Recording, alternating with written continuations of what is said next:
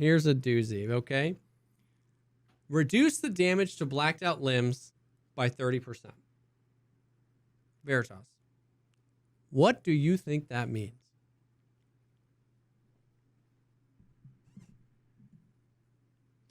Okay, wait a minute. Reduce the damage.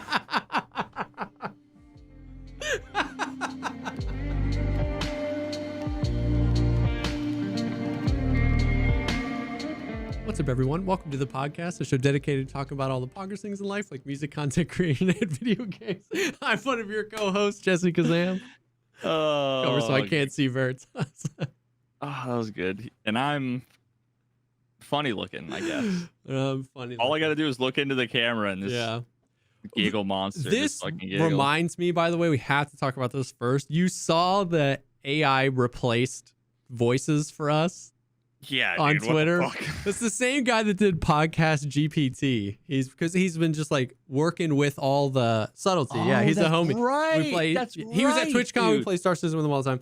Anyways, I guess he's just super into the AI stuff. So he's been working with the language, the like AI voice generation and training it. And so he trained it. Wait. 41? Was that not 41? Was that an AI? Was. No. Okay, I was gonna be like, no. That was AI. That wasn't 41. Like that was 41's voice. He downloaded all the MP3s of the voice lines. You were a bear. You were like bear number 3. You were like Sergey or whatever.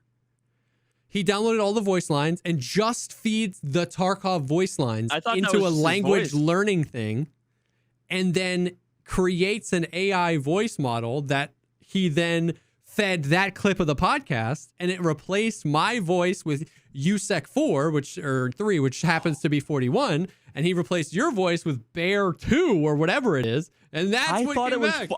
I thought he just got 41 and someone else to overdub it like bad lip reading. Isn't that even crazier then? That was AI.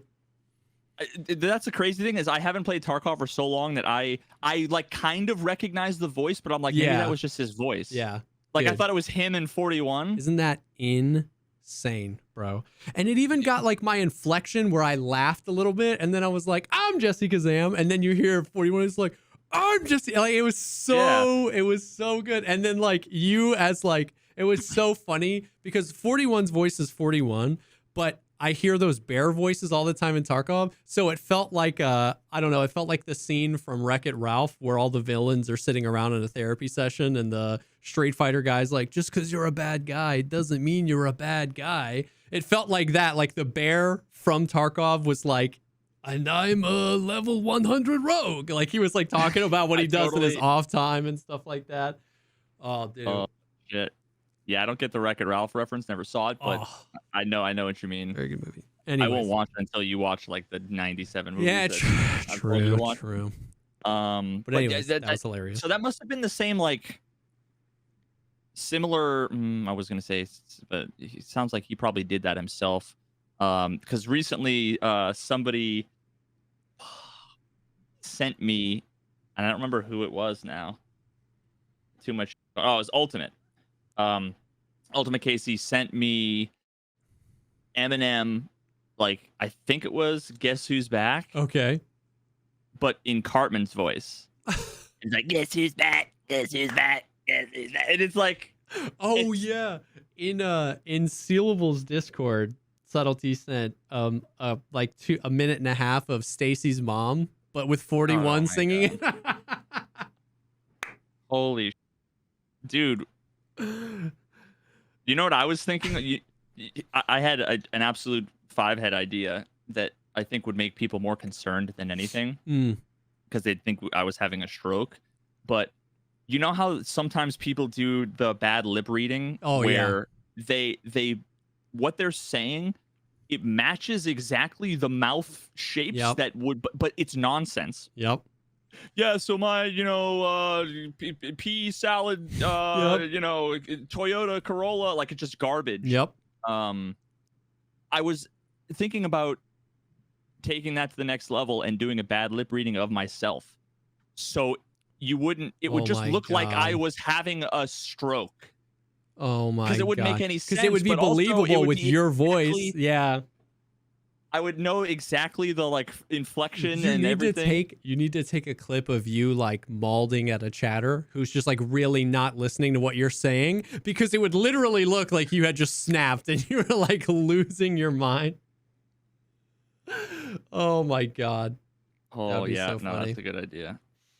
Someone will probably beat me to it, but so anyway, what's up? Anyways, so it's been quite the eventful week in Tarkov land. I like that they're doing events and stuff like on like Mondays and Tuesdays instead of.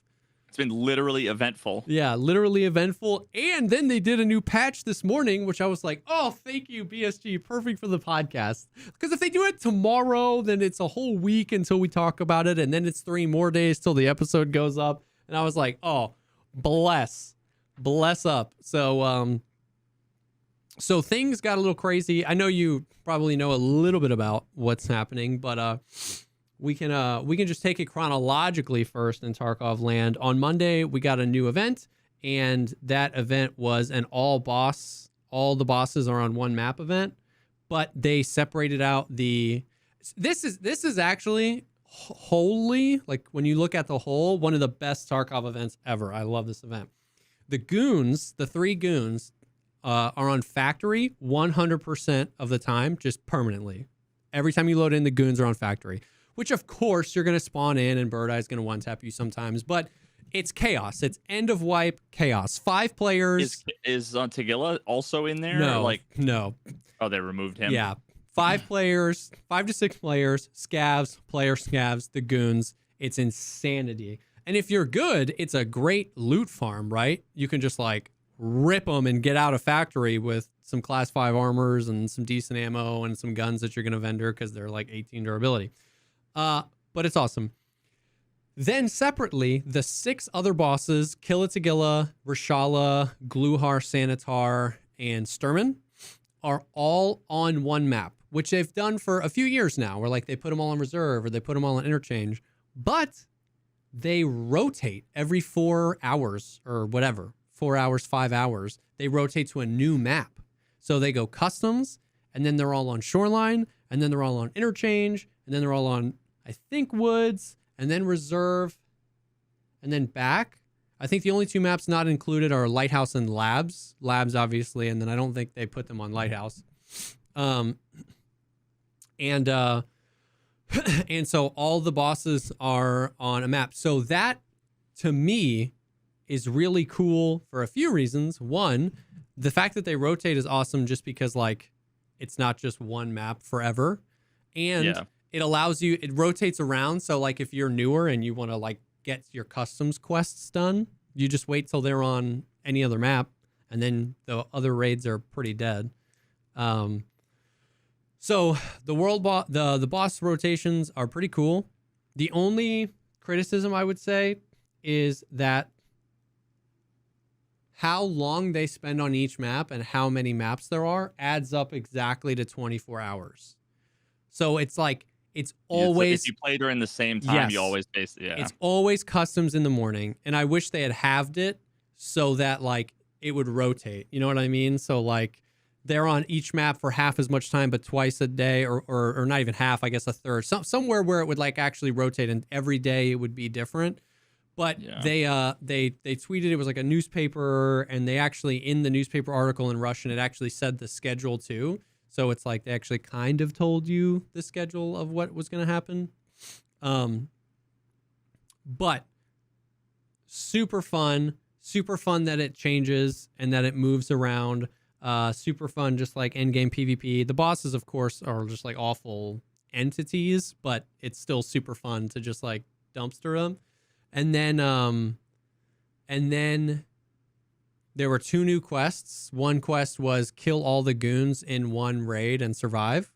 And then the other quest was kill all the other bosses in one raid and survive.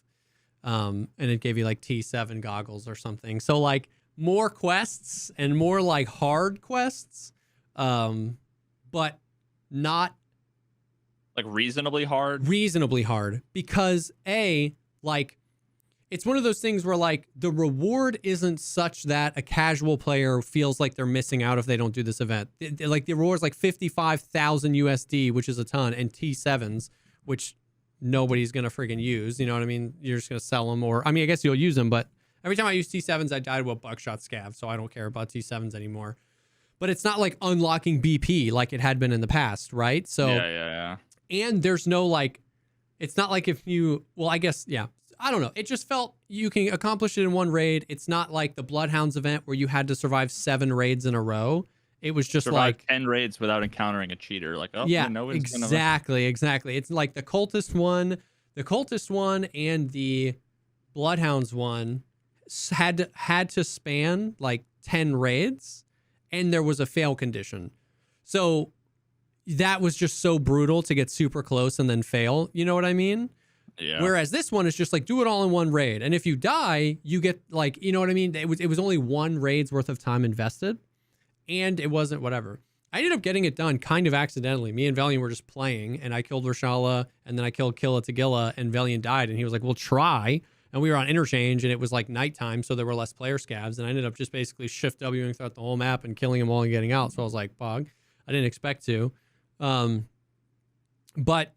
I don't know. It's super fun. It's just like nonstop PvP, nonstop really good loot. Just there's always going to be players. There's always going to be something crazy.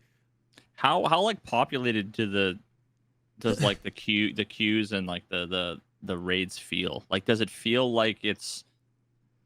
There's been times in Tarkov where it's like game's dead. Yeah. Is it getting to that point now where there's less and less regularly people, with no event? Yeah, kind of, especially since I flipped my schedule and I do mostly morning streams now, so mostly morning NA. So at 11 a.m. on a weekday, like my streets raids, like without an event, it's pretty much like I run a lot of streets, and it's like I can go 2 hours and get into one fight with a PMC. And then after lunchtime, it starts picking up. And then by like 2-3, when I'm like ending my stream, it's like pretty full raids. Yeah. But it's like, so it depends. It's not uncommon for me to hop into a streets raid and there be, 8 or 9 PMCs all together. But it's also very not uncommon that from 9 a.m. when I hop on to like 10:30 or 11, I just loot the entirety of streets to myself. You know what I mean? Yeah. So the event is nice because it definitely brings a ton of people, to do the event and get some PvP or get their boss killing quests. Like I had never completed the kill Sturman 20 times so you can unlock the Mark 18. Like I'd never completed that quest, but I checked. I was like, I have 14 Sturman kills because I just played a lot of woods this wipe. I was like, So I grinded. We did 10 raids. I got Sturman 6 times. Boom, I got that quest done. Oh, dude, that's how I would do the kill Killa 100 times. Tracksuit, yeah. If he was on factory, you bet your ass I would get the factory, yeah. Valiant's kind of doing that where he's like, let's just spawn in. Let's always go for Killa. I'm gonna try and get tracksuit. Kind of, it's nice. And this is the longest an event has gone. All the other events, Bloodhound, Cultist. There was another event. The other 200% boss spawn. All of them lasted almost exactly like 3 days. This one started Monday, and it's still going on, even persisting through the huge patch we got today. It's still going on. So, like, the only criticism I have is that I wish that they were on different maps at different times each day, so that, like, if you only can play at night or if you can only play in the morning, you actually get a little bit of variety there. But other than that, the quests weren't overwhelmingly toxic. It wasn't like you had to complete the quests to feel like you were having fun. It's not pushing people off of customs or whatever map because it changes. You can still like, it was just like, this was like a awesome event. Like good event. Bro, that just kind of reminded me tangentially, and this will be a segue into the new regular segment of the show, which is things I learned from Diablo that I wish they did in Tarkov.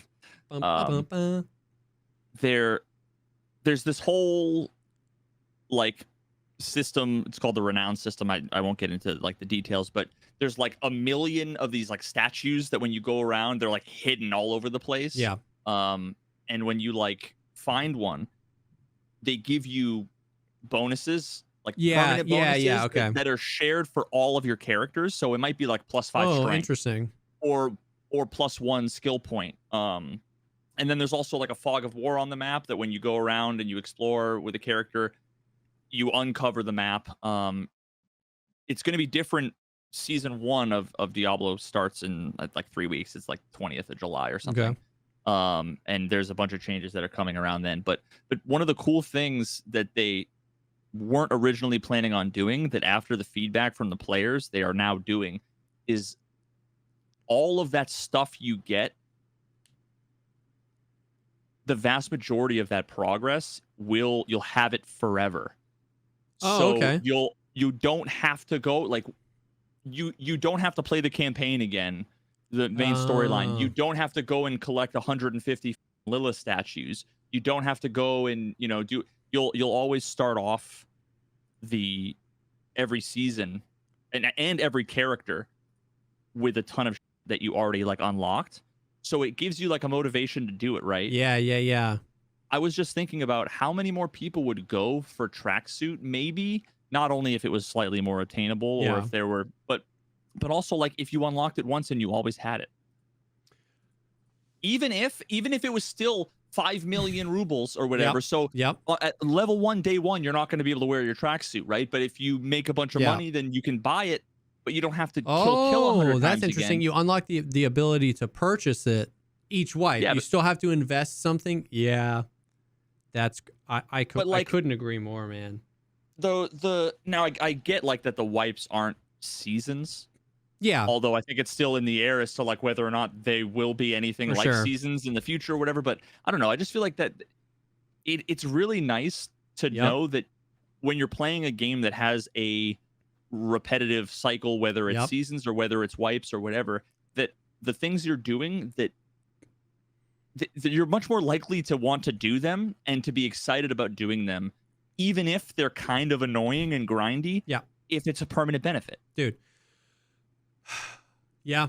Yeah, man. It's crazy. It's crazy because like, it's such a good, because we've talked a lot about how they could do a lot of that stuff. There could be tons of quests and tons of things, but even shrinking it down to just a few, like you could make 3 quests that every wipe give you something permanent, an upper, a lower, and an armband.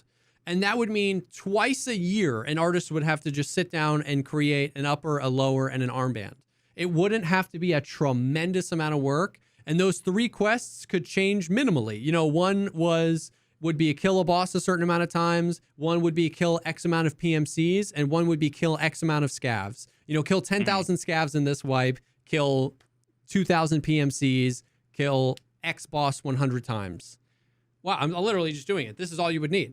And then and it's just the boss would just rotate each wipe, and then there'd be an upper, a lower, and an armband. And it's like, who cares? You know what I mean? If 2-3 years from now you start your wipe with 6 armbands, like it's still cool. It's like, I did the thing this wipe, this X wipe. You know what I mean? Like that has no bearing on skill. Like as far as there's no. Like, it's not like extra ammo when you wipe. Like, it has no bearing on how your wipe is going to go. It's literally just something to do and something to show for what you've done. Yeah, that's the one thing that, in my opinion, is really missing from Tarkov, which I get is inherent to the genre. But the idea of any amount of God, what's the what am I trying to say?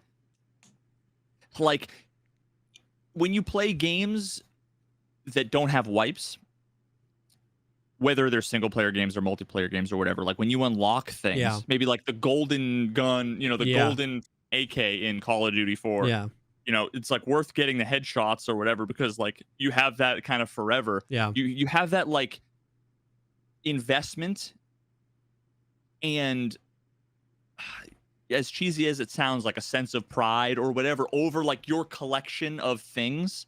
There's nothing that really that really sticks with you. Correct. And I think there's so much that Tarkov could do, even though it's a game that is largely about losing everything when you die. That doesn't mean that you can't ever keep anything ever. Exactly. You know what I mean? Exactly. And the things, and like, you know, it's so funny when people, you know, when you bring up cosmetics in Tarkov, people already and it's like, you know, they tense up a little bit, but it's like, we have so many cosmetics in Tarkov, right? Like things that qualify just as cosmetics, right? Like you got the ball sack mask, you got all these clown masks, you got sunglasses, you got aviators, you got hipster stuff, you got 10 different tops, 10 different bottoms for each faction. You have, there's probably like 10 different armbands right now, and none of those anybody cares about. None of those people go, oh my God, what a wearing the pink unicorn freaking headpiece. Like, worried about like a guy with Batman. Like, and so like cape running around, you know, why not like just Fortnite. Do more of those things? You know, like it's just the armbands and tops and bottoms are so simple, because we've talked before about gloves, and gloves would be great, but gloves would require them to separate the gloves from the tops and add a new spot and change UI. But like, just like, you don't have to do anything. Just get your artists to whip up a cool top and a bottom and a new armband for this wipe. Just like so simple. You know what I mean? And let it become purchasable on day one of the wipe, and your armband transfers over. And it's just like, it's such a simple way to give the players like something to keep and hold on to and signify work. Some amount of ownership, persistent ownership. Yeah, exactly. I did the crazy kill Gluhar 100 times quest, and I got this sick armband. I put a ton of work into it. Like it seems like absolutely nothing but a W. If they could go back in time and they could have had like armbands for like every year. Like I'm envisioning an alternate reality where we have hot dog fingers in our hideouts, and we're looking at the wall. And the wall has the 2016, the 2017 armband, the 2018 armband. It's like, look at my 100%. Like, look at my history, my, you know, like 100%, dude. Unfortunately, that, you know, like train has already left the station. Yeah. But dude, I don't think we've ever talked about gloves before. But one of my favorite cosmetics, I mean, like, I think if CSGO didn't have skins, I probably would never have played CSGO. Like, as much, remotely as much as I did. And one of my favorite skins was when the gloves first came out. I had sold one of my knives that I had for like $300, and I bought these gloves. And the gloves, it was just like so sick, because you spend the whole day looking at your hands and the gun, right? And again, they don't have to be pink flaming, you know, Spider-Man themed, whatever. They can be like in lore reasonable. But like, oh man, see, I actually don't give a fuck about armbands, because I don't see the armband. People will only see the armband if I'm about to kill them or I'm dead on the ground. But the gloves would be sick. I like, because I can see it. You can see the thing is, though, is that like what video games have definitively taught us is that it actually does not matter at all what the cosmetic looks like, only that it's rare. That's it. That's the only thing that matters. If it's the ugliest thing in the world, but there's 5 of them, the people will rock the unicorn flopping on their foreheads. I would be the first to, if there was 3 in the world, you bet your ass I'd be the one 100%. Rocking it. So they don't have to, like, that's the thing, is I think they don't have to look very far, like, to create these cosmetics. It's all based on real clothing. All you have to do is say, this cosmetic is locked behind this really hard task. I want it. That's it. That's all you have to do. You know what I mean? Like, it's not, they don't have to reinvent the wheel. They don't have to have artists thinking about like, oh, what would somebody be? It's just like, go look at 4 more pairs of Under Armour gloves and just put them in the game and put them behind hard tasks, and your job is done. Like, God, you know what I mean? So I don't know. I do think they have to be, they couldn't just put in like the black mechanics gloves and call it a day. Because like they look the same at like, they would have to look different. You want to look at them and have them look cool. But at the same time, I mean, maybe this is like a content creator thing, but like you want other people to see them as much as you want to see them to be like, oh, you know, Yeah. when I'm playing CS:GO, half of the fun of having like a sick marble fade bayonet is that when I'm the last one alive, people are like, oh, you know, like sick knife, you know, like it's like having a nice car. It's like, you know, having a sweet pair of sunglasses. You know, it's completely and utterly shallow, but let us have fun while we're playing a game, you know? Yeah. No, I agree. I think that'd be sick. I think that'd be. I hope they do something. Yeah, and you've already got Killa, who I mean not Killa, Reshala, well, and also Killa's tracksuit. I mean, like Reshala looks like a car salesman. Yeah. You know what I mean? Yep. Like he's just a dude with like a jacket and a watch. Yeah. So I mean, honestly, remove the bosses from the game. Go a few years back and talk about skins. Imagine if you're like, yo, I want this like sick Italian mafia looking wristwatch and a gold chain. People will be like, go play Fortnite. Play Fortnite. Yep. You know, like, I mean, you think for a while when you could sell them on the flea market, the bright purple Twitch Rivals armband, you could sell for anything. You could trade it for anything you wanted off the flea market. Not because it was tactical, not because it was lore based, because it was rare. And also because it was purple and stood out. Yeah. I think all things being equal, if it was not as flashy, it would have still been popular because of the rarity, but also the visual, like. Yeah. I guess. Yeah. It was you both of instantly those look things. and see, oh, they've got the sick armband, right? If it looks like some other armband, you have to really squint to see if it's got the 3 stripes rather than the 2 stripes. Yeah. You know, and it's like, then it's less interesting. I feel you. But yeah. So the new patch was, or the new event is sick, not was sick. It's still going on. I have people ask me all the time if it's still going on or like it ended, right? Because of how short the other ones have been.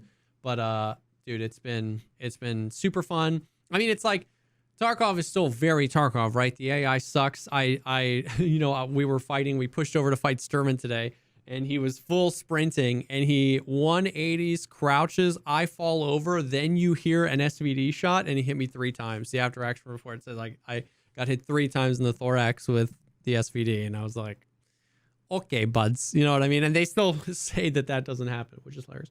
But generally, it's just super fun to like have something to do, to have a PvP catalyst. It's a great XP farm. The raid that I killed all the bosses, I got like 59,000 XP. So it's just the perfect amount of stuff to do, PvP to have, good loot flying around, XP to farm, and it pushes you around to maps. And there's no bullcrap with Fog or Sanitar has 87,000 HP. It's just chill.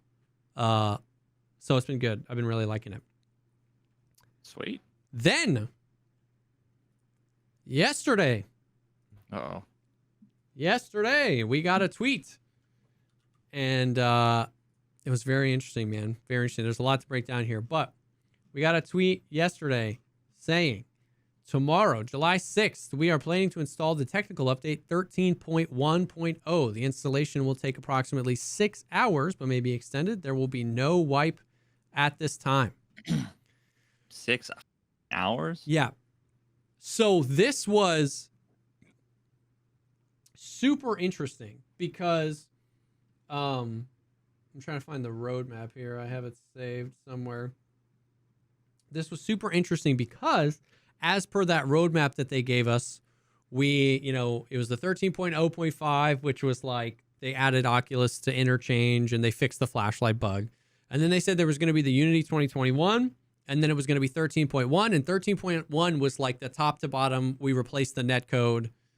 We're doing all that stuff. And then 14.0 is all the content, right? Like all the content. I will, just in case you don't have it pulled up, if you do want to take a look at the roadmap. Oh yeah, the JFIF file.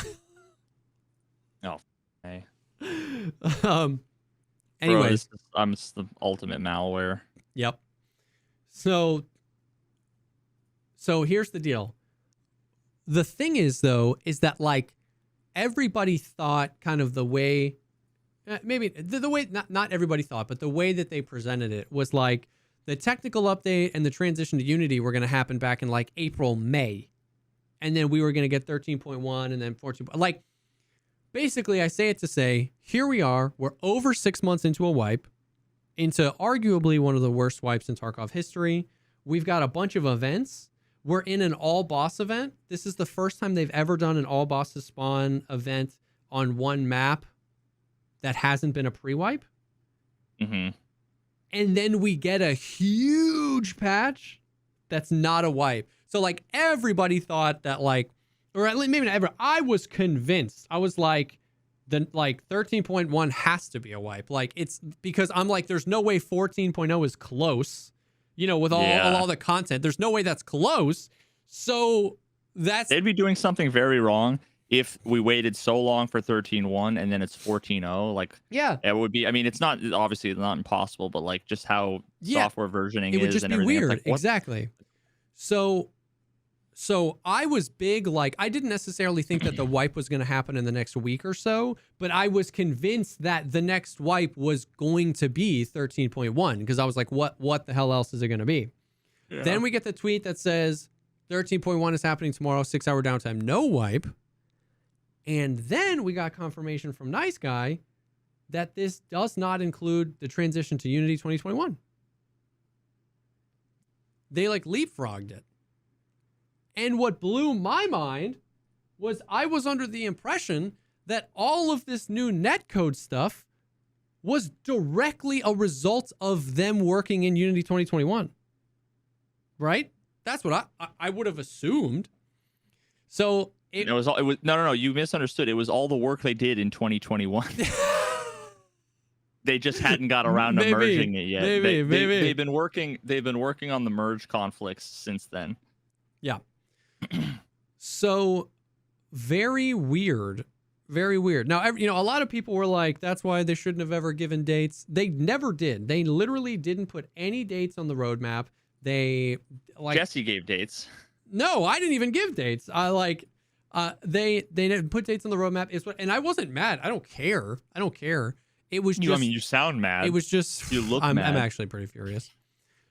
It was just super interesting that we got like the double whammy of like no wipe and no Unity, but we're getting 13.1. So it caused quite a bit of confusion. However, I will say that when this roadmap came out originally, we talked about this when the roadmap came out, where I was like, 13.1 is the important patch.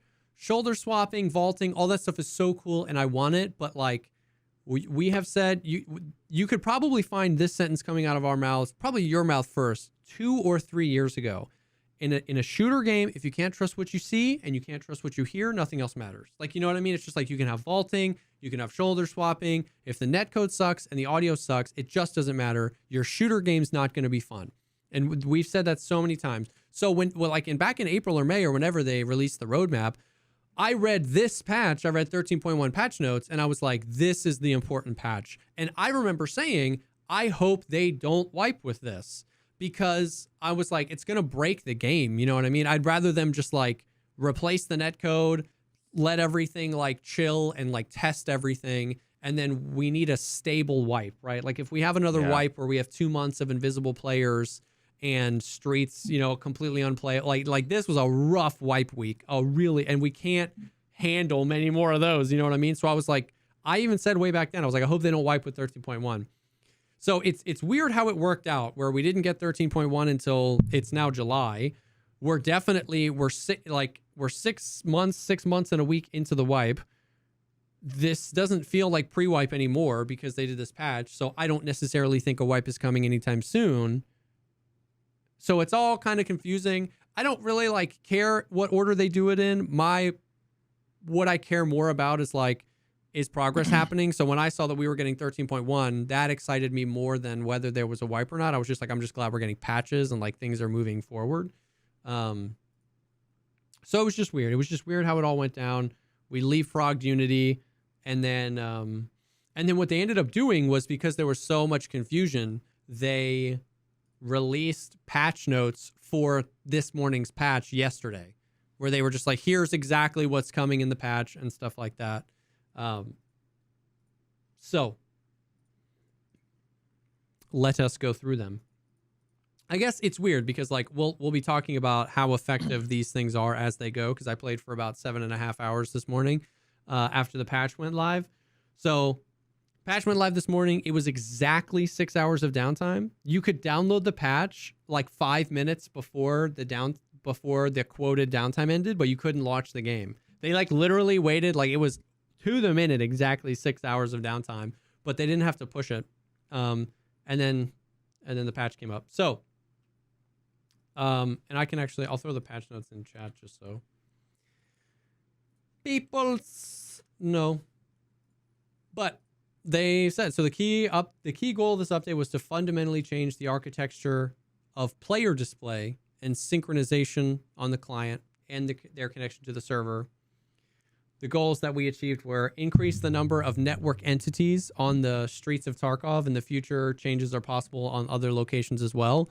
This was not up to 60 because it said like that they were going to gradually do that. Streets, when you click on streets, it used to say like a maximum of 17 players, and now it says a maximum of 20. So it's not that much. Yeah. However, I will say they absolutely increased how many scavs are spawning, and it feels like on every map. We did a streets raid first to like test everything, and brother, we basically just like ran from one side of the map to the other to extract, and I killed 15 scavs on the way, and Velian killed like 10. There were just scavs everywhere, which I think that means they must be stress testing it. Yeah, probably. They're probably pushing it to the limit. Once again, late wipe, who cares, right? But which I'm okay with if they tone them down a little bit, right? We've talked about this before. It'd be more fun if there were more scavs, but they were less freaking snipers. You know what I mean? Like, to have more enemies running around is cool. So the PMCs didn't get increased too much, but and then the network stuff improved the hit reg accuracy, increased the accuracy of position matching of the players and the server and the client, reduce the chance of desync with the server, network traffic optimizations, and memory consumption optimization. Now, I played all day today, and it's super hard to tell, right? Like, it's super hard to tell because it's so anecdotal, right? Like, I had 400 people ask me if the desync was gone before my first raid was over. And it like, even after my stream, I reached out to a few people via Discord, and I literally said, like, I was asked, like, we were asked so many times, I genuinely feel prevented from the ability to form an opinion. Because, like, what I would want to do is just, like, play the game and, like, see if I notice anything. But because, like, every 10 seconds, it's like, well, what do you think? What do you think? I'm like, well, I guess I haven't done this right or this. Like, it just, like, I feel like I'm being forced to give an update on my opinion so frequently that my opinion doesn't have room to, like, change. Does that kind of make sense? Yeah. And also, in a way, it's kind of like leading the witness in many ways at the same time, where it's like, yeah, I don't know. I noticed like, this. What did you think? You noticed that? The assumption is that there is a noticeable change, so it either must be better or might be worse. Yeah. And it very well could be, and this is how Tarkov's always been, that it's like, I don't know. Exactly. Right? Like, it could be either. They could have just done a 6-hour patch and downtime and not done anything, and I bet you there'd be thousands of people that are like, yo, they fixed the netcode, and there'd be half the people like, yo, they broke everything. They broke everything. Exactly. And that's the thing. Like, when what you're looking to test is a thing that's not reproducible by the player, right? Like, I can't just be like, Velian, run around that corner, desync. When the cause of desync could be so many things, right? Like, if lightning struck a mile away and I got a little hiccup in my internet, right? Like, there's so many different causes for desync. Your wife booted up Netflix. Yeah. Like, additionally, you only notice the netcode when it's bad. Yep. There's a very real possibility that yesterday Johnny Pants 69 played 9 raids, only got desync on his 9th raid, rage quit and said, the netcode sucks, I die to desync all the time, right? And without this like looming patch, you don't consider it. So what's better? How do we know if the desync is better? We would have to know how frequently it happens, when it happens, why it happens, how much is in my control, how much is out of my control, so that I could then gauge if it was better. Now, that's not me saying I'm mad at BSG for putting on the patch notes that they tried to make it better. It's obviously bad, and they obviously want it to be better. But answering, is it better, with only my personal experience and only one stream's worth of raids, it is impossible, right? Like, it is impossible for me to sit here and tell you if it feels better.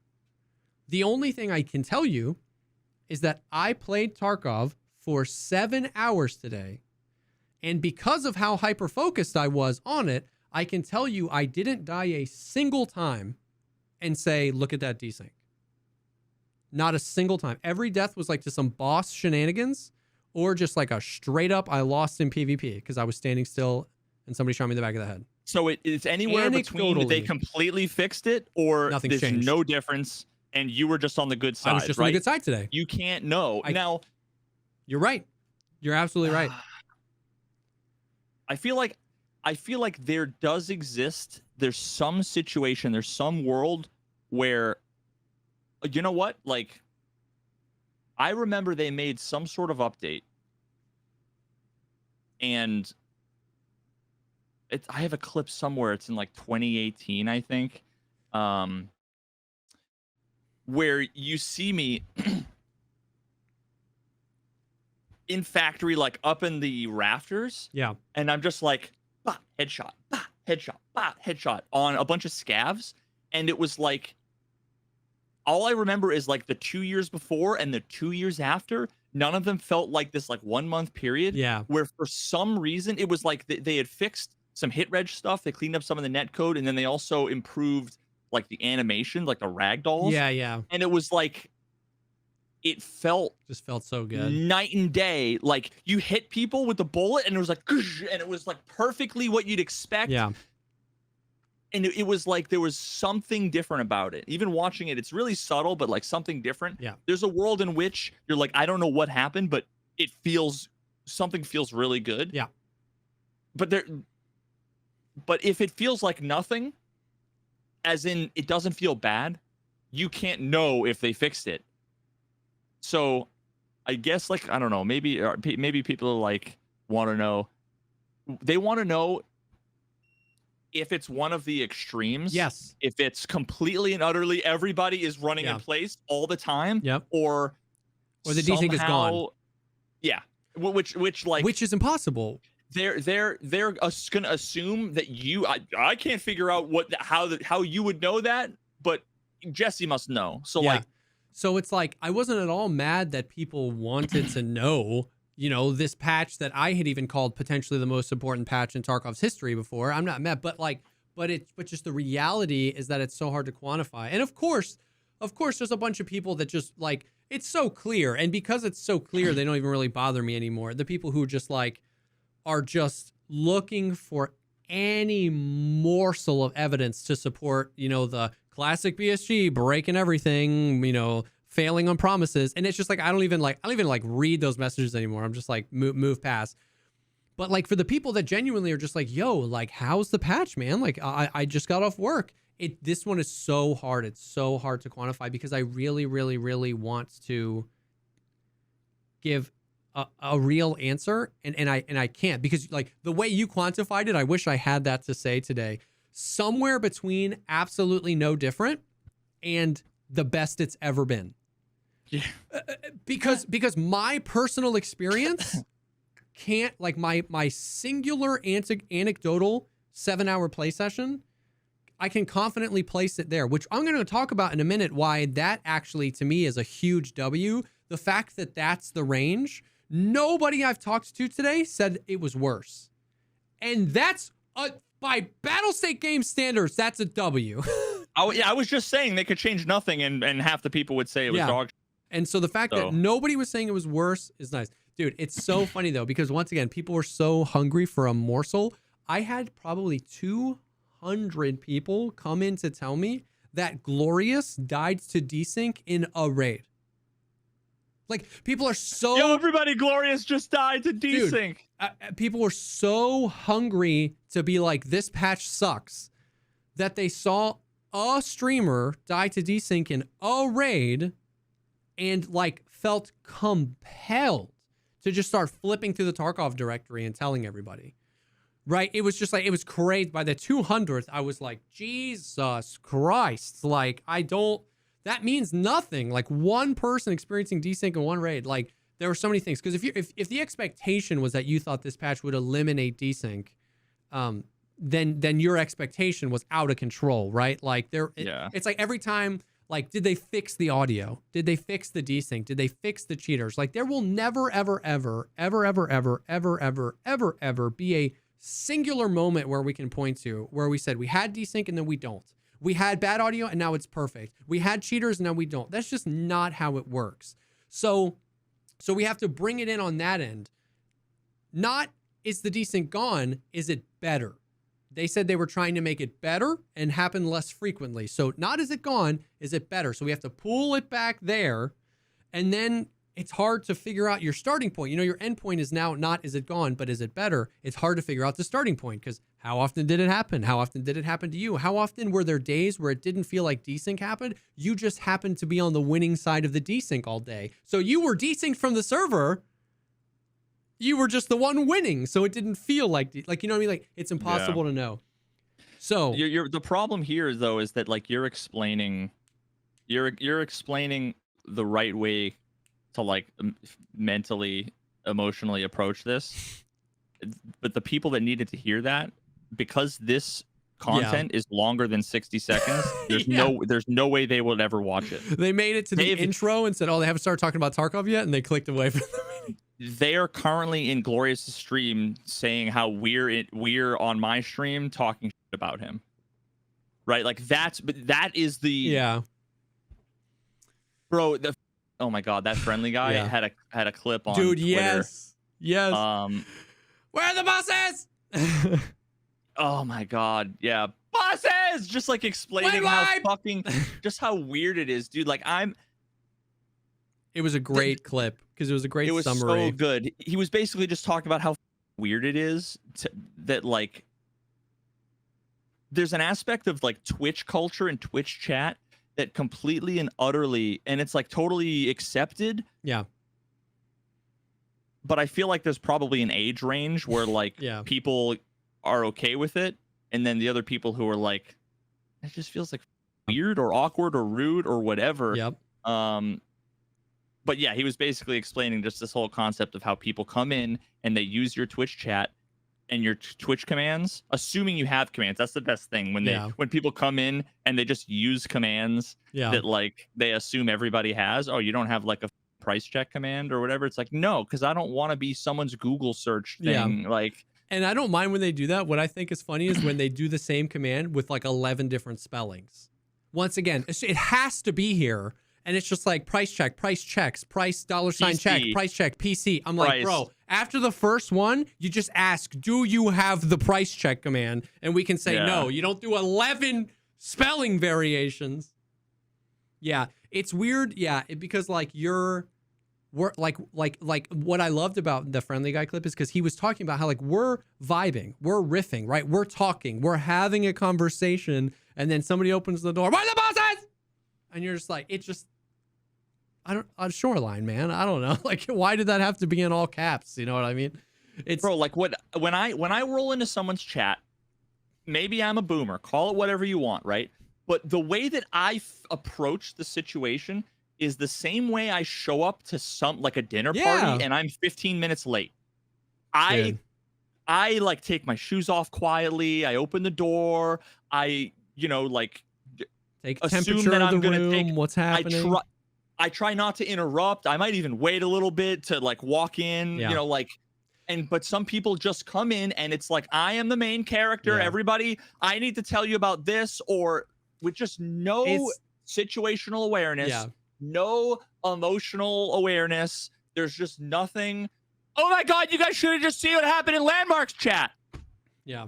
It's funny because like I even have a hard time saying like hey or like what's up, because I'm like I should like assimilate into the conversation. Like if they're talking about something, I should like participate in this conversation first, and then if they're like, oh hey Jesse, I'm like, oh what's up, you know what I mean? Like it's anyways.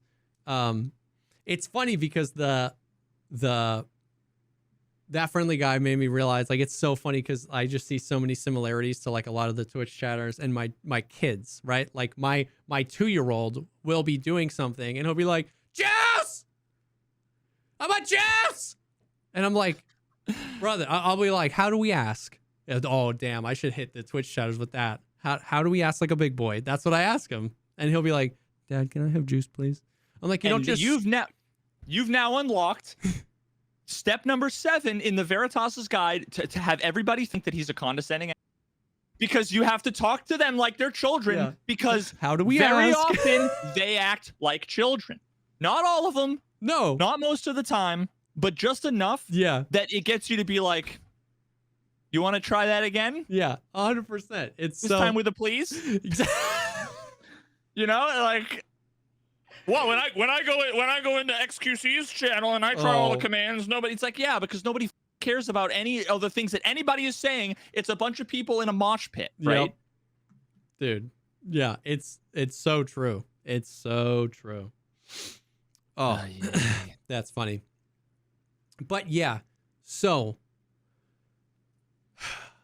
improved hit registry, improved hit reg, increased accuracy of positioning, reduce the chance of desync, network traffic optimizations. These things are concepts that are hard for gamers to understand. It's hard to know a baseline. It is very understood that the desync in Tarkov is awful and the network is atrocious, but that doesn't make me, I can know that to be true, and that doesn't make me an authority on how fixes for those things should be implemented or what works. So, once again, I know by making these statements, I piss off 2 camps of people. I piss off the people that want me to hate on BSG, and I piss off the people that want me to say, well, they changed it, so it's perfect. But the reality is that I can't tell you a definitive answer. Is it better? But I can tell you that in my experience today, it felt better, and I didn't die to desync once, and I have been giga-molding about it recently. My patience for it has been so much less. So the fact that I didn't die to it felt refreshing. And on the flip side, similar thing with hit reg. This one I felt more strongly about, but that doesn't mean I ruled out placebo. Does that make sense? Almost because I felt more strongly about it, I believed even more that it was placebo. But the amount of times fights just felt... Okay. The amount of times per stream, an average amount of times per stream, I yell into the microphone, how are you not dead? Is like 8.7 per 8-hour stream, right? And I yelled that exactly 0 times today. Maybe I yelled it at Sanitar, right? But not a PMC and not a scav. The amount of times I freaking just shot a scav in the face and he fell over dead. Also, there's a number of per stream how many times I shoot a scav in the forehead. He has a bullet hole. I look in the camera. I've got TikToks of it. It's in all my highlight videos. That happened 0 times today. Now, I'm not taking off the table that that's placebo. I know exactly where you're coming from. I give it 50-50 that it's placebo. Here's the thing. I know exactly what's going through your head. What's going through your head is, honestly, I think it feels like there's a good change. Like something feels good. But I'm not going to say that because everybody will get the wrong impression because that's or if it's good today and it gets progressively worse, someone's going to find my VOD of me saying it's good on a day it's bad and tweet it. You know what I mean? But as a guy who sucks at Tarkov but plays it 50 hours a week, the hit reg, I felt like the desync, I was like, I don't know, man. I haven't died to desync yet, but that's all I can tell you. The hit reg, I was like, damn, like it kind of feels better. I don't know if it's placebo, but it kind of feels better. Did you play yesterday? Yeah. Oh, yeah. Wait, was the patch today? This morning, yeah. Okay, so you played yesterday. Yep. So you're saying like today and yesterday, it felt different?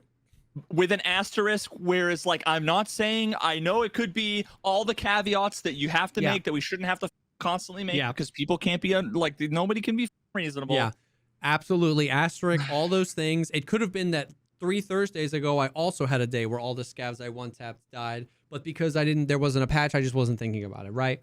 But it felt clean today, and I even had people in chat say so. I had some of my mods, like I had like Adam was texting me and being like, that fight felt crazy good, like super long engagement PvP fights on interchange, like, and it was just like we were like, that felt clean. Like, did you like? I was trioing with Airwing and Velian, and it was like we were all trying to not be that guy. It was like, how'd that feel for you? And it was like, it felt pretty good. We were trying not to be like, oh, it's fixed. You know what I mean? But it was like, oh, that felt pretty good.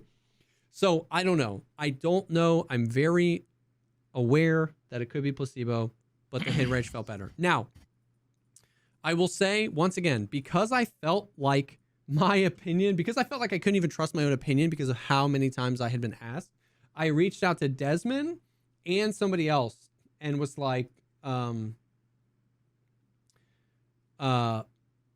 literally said, what do you think about the patch? I value your opinion. And I don't even know. I doubt everything. I doubt myself. What do you think? Yeah. And they both said, Desmond said, haven't run into desync yet, but haven't played very long. Definitely going to pay attention, but most everything feels the same, which I guess is not a bad thing. And then I asked Trey as well, and he said, if nobody told me there was an update, I would not have known. And I want to highlight the fact which after hearing that, I have no more information than I did before. Yes. But I want to highlight the reason why I brought that up is because I'm very aware I could be drinking the Kool-Aid and I could think the hit bridge feels better and it doesn't. I could think that the desync was better and it wasn't. I'm very aware of that. However, both of the people I asked are very critical of Tarkov and will not lie to me. Like, will 100% give it to me blunt. I truly, in my heart, believed that if this was the patch where we were carving out a chunk of the netcode of this video game and replacing it in 6 hours, my expectation was that the game was going to be unplayable for 5 days. Like, that was mentally where I was at. Like, it's going to crash every third game. The desync is going to be worse. There's going to be crazy rubber banding. It's going to be like atrocious while they try to find all the wires to connect. I was like, this game is going to be broken.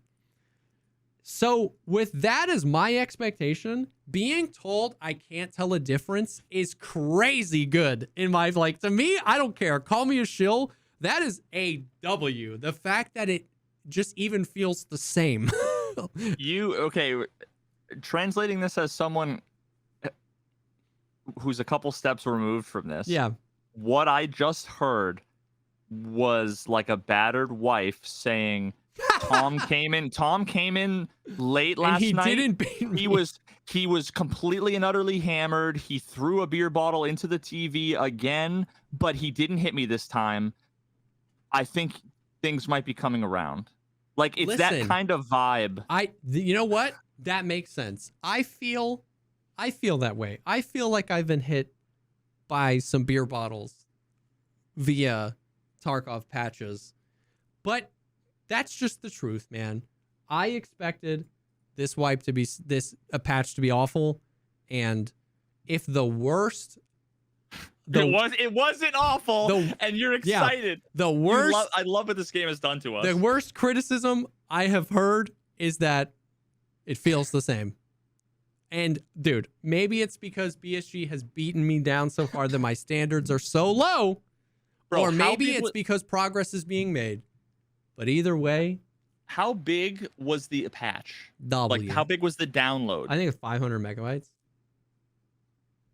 Bro, it was probably 3 JPEGs and 1 file that pointed to like a new data provider. And then the 6 hours was them switching over from like Cloudflare to like Amazon servers. And they didn't do any, like, sure. But the way you described it is like they replaced a ton of infrastructure and like because that's and a ton of code and whatever. Because that's because I understand so little, and I acknowledge that I understand so little. And you're absolutely right.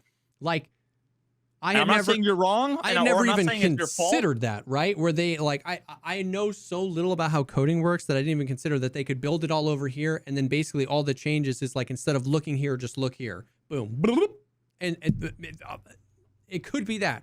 I don't know why it took 6 hours, but it could be that. The patch notes, because like we'll think about it. What would take 6 hours? I have no idea.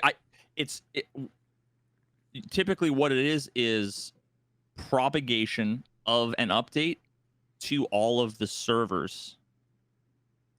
Yeah. Which I wonder how they handle if people are playing when the patch goes. Do they all just disconnect mid-raid? I don't know. Do you think that because like a more elegant solution is you wait until the raid is done and then you take down that server. Yeah. You know, like not server, it because like there's starts cascading. So like from the minute they take it down, the maximum amount of time is like 50 minutes or whatever the longest raid is.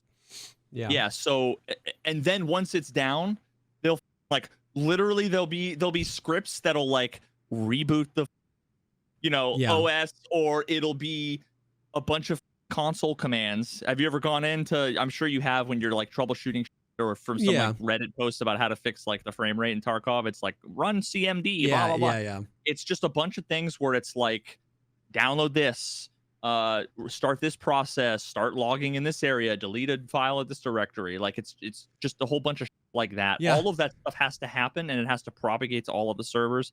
I don't know why it would take 6 hours. I don't know enough about games in general. Like, we talked about REST APIs last week. Yeah. All of my experience has been with they're basically all REST APIs that always have mobile clients pointing to them as well as websites pointing to them. Now, when you like update the backend, if you hit like F5, the page changes on the website and you've gotten the update, right? If you have an iPhone, unless you have some weird janky like embedded mobile like web, which I hate, I prefer native, then usually what happens is like you submit to the app store like that day, and then you'll get like the updated app that points to the new stuff. Once Apple approves it in 24 hours to 24 days, depending on, and then with Android, typically you can just push it to the store. Like Apple has this whole review process where they launch. Oh, interesting. Maybe I've been out of the game for enough years that maybe they changed everything. It's been like it's been 3 years, which is like an eternity. But like typically with Android is you upload an update and they're like, cool, well, let's just drag and drop it metaphorically into like the folder, and people just start downloading it from there. Yeah. Whereas Apple, they'll download it and they'll be like, it crashed on the launch screen, like we're not approving this anymore. It's been rejected, and then you have to make a change, resubmit it, wait another 3 days. 3 days goes by, they have manual testers go through, like there's this whole thing.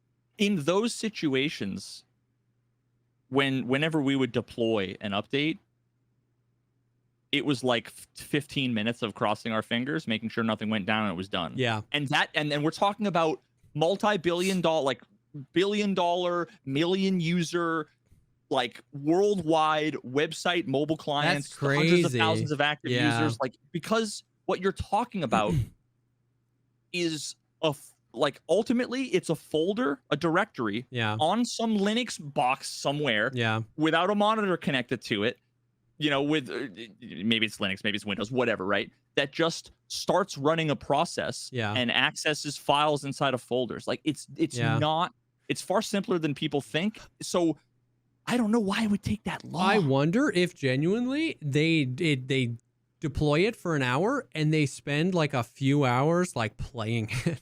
Like somebody just being like, is anything obviously broken? You know what I mean? And then they can like tinker. I don't know. Maybe there's some server hardware stuff that they like disconnect, take everything down, reboot all the machines to like clear out all the memory leaks that they've inevitably been accruing. it might just be like we're taking as much time as we need Yeah. to go as slow as possible to make sure that we do all the things right. It makes me Because think so, because like the past I don't few know. patches, when they gave a downtime, the game came up at like exactly the downtime range. Like, you know what I mean? So it almost makes me feel like they were just taking their time, crossing their T's, dotting their I's, and then they just like, you know, I don't know. But but yeah, I understand that vibe. You know, he didn't beat me tonight. The weirdness of just like it wasn't atrocious. So that's a W. Like, I understand how like scuffed of a statement that is. But just with how bad the past few big patches have been, and like how bad this wipe was, it just, I don't know. It was genuinely a surprise to me that so little was broken, I guess, if that makes sense. I want to see what was the exact wording real quick of the patch. Let me pull up, because now I want to know exactly of what. Did they say what the what they were doing? Like, where did you read the whole network? Yeah, so the optimization? top of the patch notes. The key goal of the update was to fundamentally change the architecture of player display and synchronization on the client and their connection to the server. So that doesn't necessarily that doesn't mean that they took this out or did this thing, but the goal was to fundamentally. No, I mean, that sounds like you. I don't know if there's an English-Russian thing here. Yeah. But if I was saying that, that's the equivalent of like I have put in an aftermarket V8 engine into this car that before had a stock V6. Like that's what it reads to me too. It sounds like a massive change. So hearing that, the fact that they didn't completely f something up is like a good thing, but at the same time, what's the point of this massive change if there's no tangible difference in the way it feels? Well, but that's the thing though, is that like, if it worked perfectly, there would just be less desync. There was less desync today, but that doesn't mean, it's like, if it works perfectly, there'd be less desync, but there being less desync doesn't inherently mean it works perfectly. So that's because there's been plenty of days where there's no desync in the past on shit. So a square is a rectangle, but a rectangle is not always a square. That's where we're at, is like, my experience today could have been it worked perfectly and the desync was very minimal and the hit reg felt good. But okay, wait, it also says, but it just like could have been something else. I don't know. You know what I mean? Yeah. Reduce the chance of desync with the server. Increase the number of network entities in RAID. That's only on streets. So that, I mean, part of that might have been, like you had said there's a ton of scavs. Yeah. That was a huge portion of both client and I'm sure server performance issues, was all of the scavs. Yeah. Fundamentally change the architecture of player display and synchronization. Yep. It's clumsily worded, but listen, I'll give them the language barrier thing. The architecture of player display and synchronization on the client and their connection to this. I mean, dude, I don't know. I don't know. I don't know. Once, it's I don't know what to think. All I can give is 7 hours of playtime. Boom. Those are my thoughts. Now, there's a lot more to go through on the patch notes. However, before we reduce damage to blackout limbs. Sorry. We'll get there. Because that's a spicy meatball. All right? Now, speaking of spicy meatballs. I didn't even mean to do that. Speaking of spicy meatballs, I want to take a second and thank the sponsor for this episode. And that is Factor. Now that we're in the thick of summer, you might be looking for some wholesome, convenient meals to support your sunny, active days. Factor is America's #1 ready-to-eat meal kit and can help fuel you up. Factor is awesome. Factor is the ready-to-eat meal kit, which means that the food that you get every week in your boxes, all you got to do is heat it up. So, perfect for gamers, perfect for literally. You want to know what I had on lunch yesterday? Nothing. Tell me more. Nothing, because I didn't have anything to eat, and I'm gaming, and I don't want to do anything. You know what I have for lunch today? A protein shake. So I need some freaking Factor because I don't like making food while I'm streaming. Like, I don't want to go make a sandwich or a thing. I don't like being away from my computer when I'm streaming for more than a few minutes. So Factor, ready to eat. All you got to do is heat it up. It is awesome. There are 34 or more weekly restaurant quality options that you can choose from. They have crazy stuff like shrimp risotto, grilled steakhouse filet mignon. Stuff is ready in about 2 minutes and very customizable, which to me is super important on how many meals you get per week, what type of meals you would like. You want extra protein, you want you want veggie or whatever. They work with dietitians and chefs to make these things, and it's awesome, man, and it tastes good. Bro, you know what I've been on recently? The chocolate brownie shake. Oh, yeah. Bro, it's actually unbelievably good. Yep. All of the shakes and the smoothies, I think, are my favorite. Yeah, that's so true. That's so true. They sent us a bunch of the smoothies and a bunch of the shakes that you can have. So you can add. So like there's a lot of stuff you can pick your meals, and then there's a bunch of stuff you can add on for, once again, a very similar thing, which is like quick and easy, but not just your meal. Shakes, smoothies, stuff like that. And those were, so good. Yeah, my wife drank all the ones that I put aside for myself. So we have to have a talk about that. Yeah. So 34 plus meals per week, over 45 add-ons like the shakes you can choose from. They have calorie conscious options that are around or less than 550 calories per serving. Tons of customizability. And they're making a lot of effort towards sustainable choice. We offset their delivery emissions and source 100% renewable electricity. Everything, all the boxes and stuff you get in is all recyclable.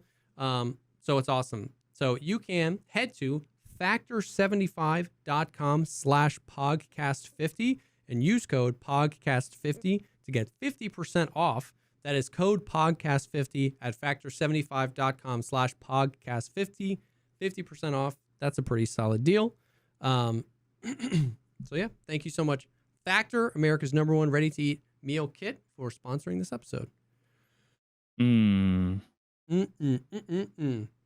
Also, I'm going to send you something real quick on a completely unrelated note. I want it.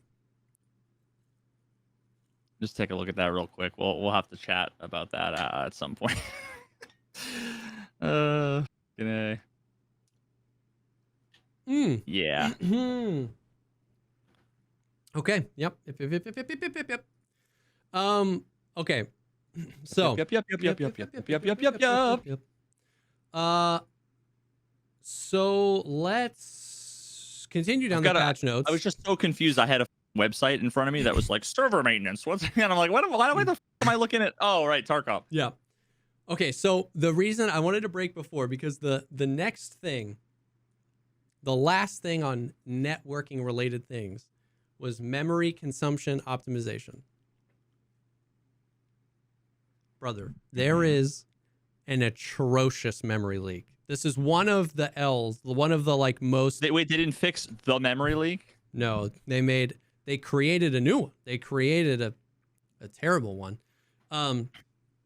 Spoiler alert, every piece of software that you've ever run that was more complex than Hello World, and probably half of the Hello Worlds that have ever been made, have at least 6 memory leaks in them. Yeah. Just so you're aware. So that's fine. I only say that because people talk about, it's a meme, at least in my channel, the meme of, did they fix the memory leak? Yeah. And it's you could have said that about the Titanic. Did they fix the hole in the hull? Yeah. Bro, it's the ship's in 2 pieces, man. There ain't just one leak there. Yeah. Yeah. Yes. So that's good to know because I don't really know anything about memory leaks. Now, what I will say is that there's a new one or an old one that got worse and it's really bad. I had my FPS counter up because so as a part of Unity 2021, and I think Nice Guy got some confirmation about this, as a part of Unity 2021 not being before this patch, there are some things that were on the roadmap in 13.1 that were very hinged on Unity 2021. So that's why they released the patch notes, because the 13.1 patch notes, there are some things missing that were on the 13.1 roadmap. And those things are like the new culling system that they have on streets. They were going to put on all the other locations and increase FPS across the board.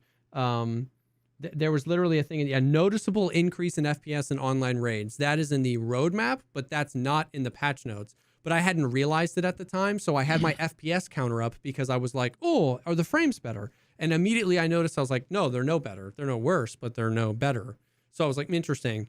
And then we were playing customs because that's where the bosses were. So it was like 150 FPS. And then the next raid, it was like 111 FPS. And the next raid was like 93 FPS. And then the next raid, it was like 62 FPS. And I was like, what the hell? So we got out of that raid, restarted my game, 170 FPS. I was like, damn.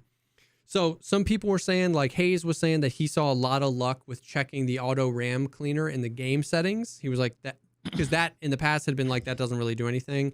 But he said that worked. I checked it on and it felt like it took longer to get that bad, but it still got that bad. So I just found it funny because like that, they were like optimize the memory consumption, and it's like a really bad memory leak. No, I was talking with Apple, the community manager, and he was like, we're aware, like they're aware and they're like working on it. So, and there have been much worse bugs that have happened in Tarkov in the past, but. Well, I mean, they're optimizing how much memory they're consuming. They didn't say optimizing how much memory they're giving back. Yeah, like, do you true. Do you understand, like, even conceptually? No. Memory leak? What a memory leak is? No. Just my frames get worse over time and I have to restart my game. When you go to like your kids, I don't know if they're like 19 now or if they're in kindergarten. I don't know kids and ages and grades, right? But is there some like when they go to school? Yeah. Assuming they go to school, yeah. right? Kids go to school, right? Right? These days, they don't just go on Instagram. I don't know how things work. Yeah. Is there like a little wall with like cubbies? Yeah. Okay. So here's what Veritas's elaborate metaphor of the day. Imagine that your computer's memory is like a wall of cubbies. Okay. And imagine every kid, they come in with a bagged lunch. Okay. Okay. And let's say there's like twice as many cubbies as there are kids. Okay. They all come in the morning and they put their little bagged lunch in the thing, right? And like so half of the cubbies are used up. Okay. And then around lunchtime, they all take their bags off and they, eat the food or whatever. And then some of the kids have Tupperwares, in the baggies and whatever. Some of the kids, it's just like trash, right? Mm-hmm. But it's like afterwards, they'll put their back in the little cubbies. And then at the end of the day, what they're supposed to do is take the out of the cubbies and go home. Yeah. Well, now imagine they don't do that. Imagine some of the kids don't take their out of the cubbies. What ends up happening is on a Monday, it's fine. On Tuesday, there's 3 less cubbies.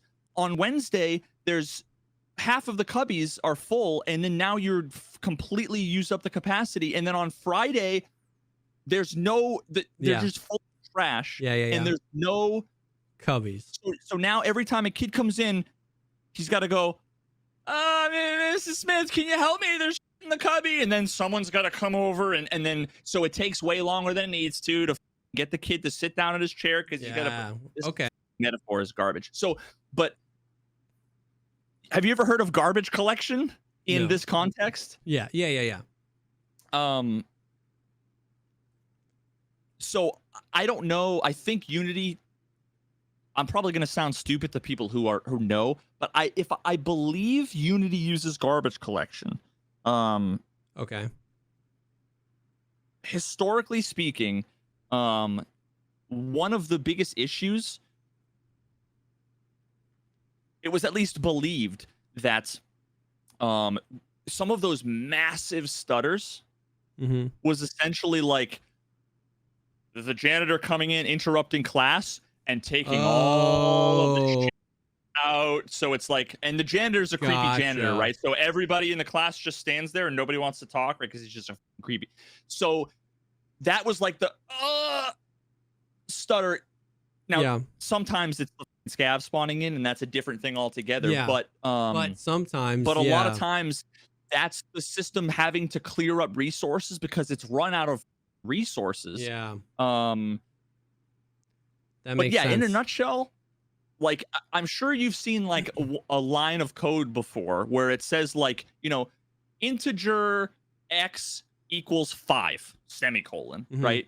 Like you created a variable called x and set a value to it. Yeah. Back in the day, in like older programming languages, less modern programming languages, you used to have to manually allocate memory to say, okay, I need, you know, 8 bytes of memory because it's a 32-bit system and an integer is going to take up this many bits of memory, and you need to allocate just the right amount of memory for that variable, and then use the variable, do whatever you want. And what you're doing is you're literally grabbing, and I picture it like cubbies. Okay. Where you're just grabbing a random chunk of memory somewhere. Yeah. And just writing the ones and zeros to the bits of memory so that chunk of memory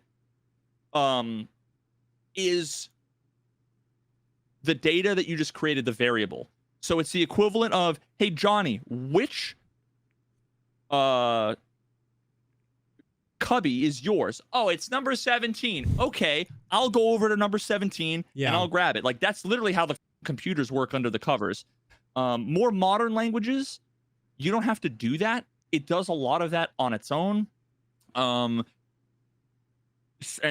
there's a million ways in which people can fuck it up. Yeah. But back in the day, like if you created an integer, allocated the memory, and then did a bunch of stuff, like let's say you wanted to print it out on screen or say hello world, right? And then you just you stop processing, that memory is still the variable, the number, and it's just sitting there marked as used. Nobody else can use it. Gotcha. Yeah. And you've now just orphaned a giant chunk of memory. And if you do that enough, that's how you just end up like slogging down the system, because every time you want to go, every time Timmy needs to go and find his lunch, he doesn't remember which cubby his lunch is in. So he's like, is this mine? Nope. Is this mine? Nope. Is this mine? Nope. The more you have, the slower it gets. This is the worst elaborate metaphor ever. No, but that's basically a memory leak, is when you just don't clean up after yourself. Yeah. And that can happen in a million different ways. Like, and it's not sometimes just like, it's the programmer's fault. Yeah. Sometimes it's the programmer's fault. Sometimes it's like Unity probably has a bunch of inherent memory leaks. I bet you Oculus Audio, they have their own bugs that are probably memory leaks. So you're inheriting every other third-party framework you're dropping in for all these other things. You're inheriting some of their memory leaks, right? There's interesting. Yeah. That actually makes a lot of sense. So like, so like memory consumption optimization is a different thing. That doesn't mean we fix the memory leaks. That could mean they're just working on making the consumption of memory more efficient, but we still have these problems where. Well, no, I was joking. I was joking in that it says consumption. You can like, they might as well have said, we're a lot faster at putting our lunch in the cubbies. Okay. They could have worded it like that. Like, that's just how I read it. But I bet you it's just, they didn't say, we didn't fix it. Yeah. But it's just, I don't know. We're working on it. Who knows what they did? I have no idea. On it. But I have no idea. There's a pretty bad memory leak happening right now. That's pretty brutal, but they're working on it, and whatever. It's not that big of a deal for me to have to restart my game every few raids. And honestly, when I don't have my FPS counter up, I couldn't tell you if I'm at 150 or 111. I know some people could. Some people are going to say that they don't believe me, but I'm just dumb like that. I don't know. Bro, the naked eye can't see more than 4 frames a second. Dude, it's scientifically proven. Didn't you see the Linus Tech Tips video? You can't tell the difference between the stop motion flip book animation. You just can't do it. I did see that video, yeah. Alert, that was a joke. Alert. Please, God, stop typing your comment. So then we got some surprise audio things. Major update to the Oculus Spatializer. Fix the positioning issues that could occur with a large number of audio sources playing at the same time. Weapon sound adjustments. Now the sounds of gunshots are more volumetric, with sound positioning retained. Fixed sharp jumps from mono to stereo, and adjusted the interior reverb sounds when the character is wearing active headsets. I did not notice a single audio thing being better. And so I don't know. We played Interchange quite a bit because the bosses were there. We played Shoreline a little bit. We played Customs, inside buildings, outside buildings. I didn't really notice anything changing at all. The only audio related thing that I noticed is that, like, a lot of people were saying that silent nades are back, but silent nades never left. Like, I have a clip from 3 days ago of me and Velian trioing with someone, and a grenade that made absolutely no noise blew up and killed me and Velian. But it seems... Okay, wait a minute though. What I want to know, because half the time people talk about silent nades. I'm sure that this only applies to a small percentage. Like, I'm not trying to gaslight anybody, but there's no requirement for a grenade to make any noise when it hits the ground. Unless you're talking about it doesn't. Well, yeah, but you're assuming it hits the ground. No, if you can chuck a VOG and it can explode in the air. Oh yeah, no, but like I just watched the clip back and I see the grenade land. Like, you see it come in, land at my feet, and then 1 entire second later it explodes. Oh, well, okay. So I'm not calling into question your case, no, but I'm saying, like, there are times where it's like, I didn't hear the grenade. Yeah. And I don't know if people are talking about, do you think you're supposed to hear the pin? Are you assuming that you didn't hear it hit the ground? Half the time, they're in the middle of a firefight. Yeah. So the subtle little tink amongst the... Or they're yelling at their Discord partner. Yeah, yeah. I've done that a million times where I was like, I didn't hear that nade, and then I watch it back and I'm like, oh, you do kind of hear him pull the pin, or like, oh, you do kind of hear it hit the ground. The other thing is that, like, when some people say silent nades, it could actually not be a grenade thing, because, like, it could be just an audio in general thing where, like, sometimes, like, it's like, yeah, sometimes I've had that where, like, I can see, like, there's a door open and I can see Velian running around outside, and it sounds like he's like 80 floors below me. You know what I mean? You're like, oh, that's weird. And if a grenade exploded on the first floor of a stairwell and you're on the 3rd floor. Exactly. Or if a grenade was thrown in and the audio was weird and then it blew up. But I have clips where, like, I have a clip, 2 clips in particular I'm thinking of. One, I was playing with Desmond and I heard him pull the pin. I heard him throw a grenade and he pushed his own nade, and his nade blew up, and then another one blew up behind him. And I was literally just, like, holding the corner watching. And when you watch the clip back, you can see the nade come and land on the ground and then blow up. And he thought I threw it, and I was like, what? And it was just like, you could hear the explosion, but you could see it come in and hit the ground. It made no noise. And stuff like that. And so, but it seems more common as of today. Once again, more common is a very not scientific thing, but a lot of people were talking about it. And then it happened to me. This happened to me while Apple was in my chat. And so he was like, I'm clipping this. But Airwing, just to meme on us, threw a flashbang at me and Velian. And literally, we heard absolutely nothing. Our vision went, whoom. And then 3 seconds later, the flashbang blew up.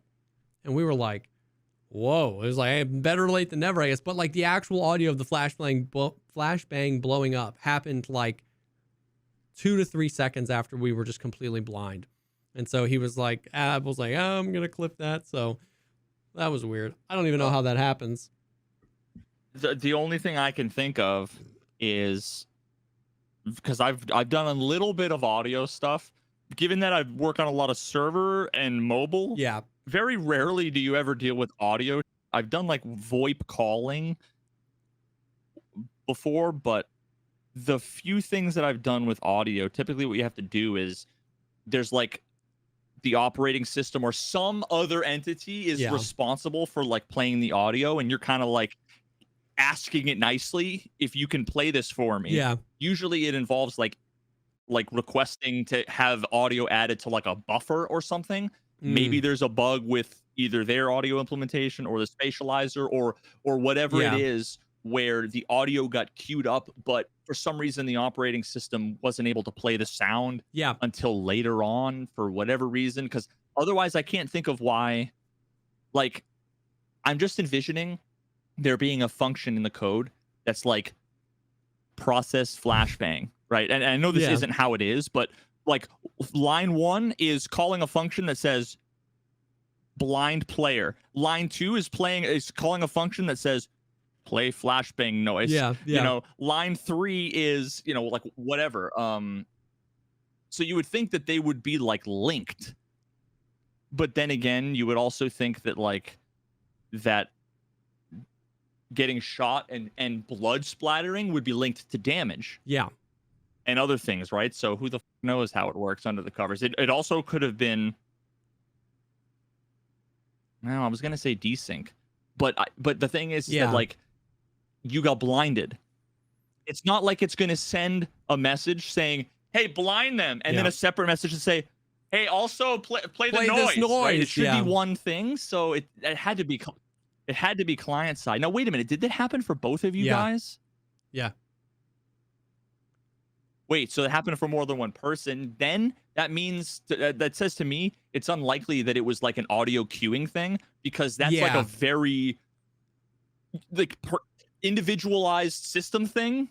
You know, like that's not something that would ever happen to two people at the same time. It's just like far too unlikely. So that sounds like just more of an underlying bug. And it was weird because that was also weird because most of the reports and most of the clips I'd seen were just completely silent nades, where like the nade just doesn't make noise.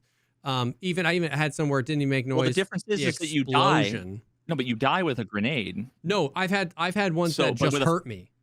Like, no, I know, but what you're saying is that people say they died without hearing it. With the flashbang example, you got blinded, and then 3 seconds later, you heard the thing. With a grenade, you die, and then 3 seconds later, your screen's black and you're disconnected from the raid, so you wouldn't hear it. So it could be the same thing. But I've had raids where the grenade that I didn't know existed landed a little bit too far away from me, and I saw the explosion and I took damage, but I didn't die. Does that make sense? And you're saying there was no grenade sound? None. Yeah. I've never experienced that ever. I've experienced that. The only thing I ever experienced is like a nanosecond to react to a grenade before I die. But never. No. I've never just like fallen over and then gone to the death screen and saw that it was like RGD. Oh yeah. Interesting. I have many times. And so the silent grenade issue definitely never left. But the amount of people telling me that it's back makes me think it's like, okay, maybe it's a little bit worse. Whatever happened is it's slightly worse now. You know what I mean? Bro, Twitch chat, 500 IQ, light travels faster than sound. Easy, case closed. You know, he says that and he's memeing, right? I remember having this conversation with somebody, unironically trying to argue that like the reason why you like die and don't hear the shot is because like, oh, the speed of sound is low, and it's like, oh my god, like the guy's got he's got Realism magazine art, like oh my god, wrapped around his you know what, one hand on that and one hand on the keyboard. No shot, bro. I don't even remember exactly what the context was, dude. Brutal. But dude, light travels faster than sound. But yeah, so all that to say, the sound things of like major updates to the Oculus spatializer, stuff like that. I'm not saying they did nothing, but I'm just saying I didn't notice anything at all audio related. It seems to be a trend. Yeah, audio still sucks. Now, so all of these massive changes they've made, and so far all I've heard is It seems like there's a memory leak, more of a memory leak. And Nothing else got worse I felt, except a little memory leak. I felt like there was less desync, but I don't know. Okay, here's a doozy. Okay?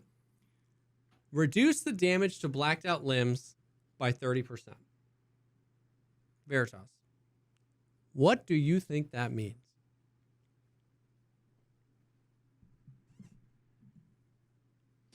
Okay, wait a minute. Reduce the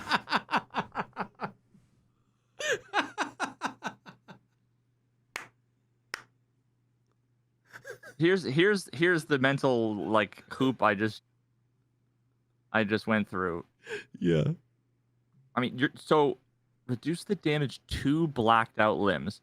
Could you have worded it or phrased it any more confusingly? Because like technically, your blacked out limbs don't take damage. Correct. Your blacked out limbs spread the damage all over the place, correct. right? So what does that mean? Does that mean it's possible that what they did, there's two interpretations. Hit me.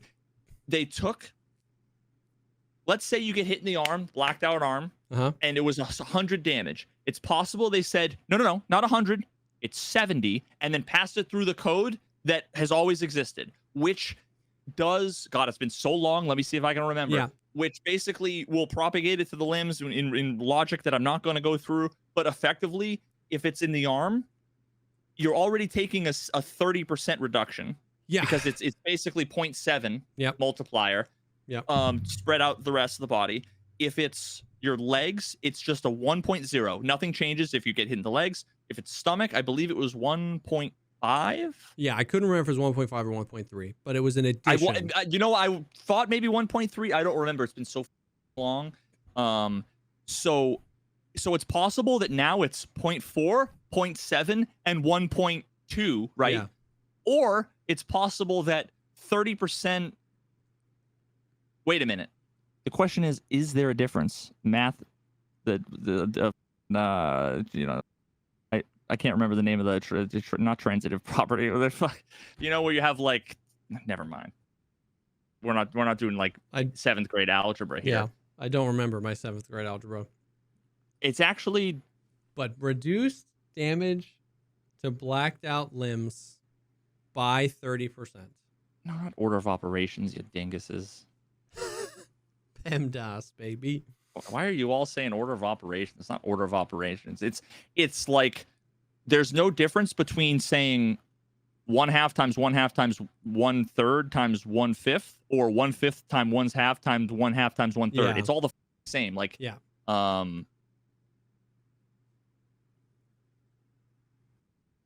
Dude, I don't think that there's a difference in how, like, if it took the 30% here or there, like it would all add the same. Here's the deal. This is one of those things that it's such a stupidly obvious, simple thing. I'm just so tired. Yeah. While also being cognizant of, like, if I were to try to take a moment and tune out everything that's going on, the audience and everything, and think about it, all I'll think about is everybody's looking at me and I'm taking too long to think about it, and I can't, and I'm not actually thinking about it. So I can't remember. I don't know. I think there is not a difference, and it also doesn't matter because I guarantee you they probably did it wrong anyway. Yeah. So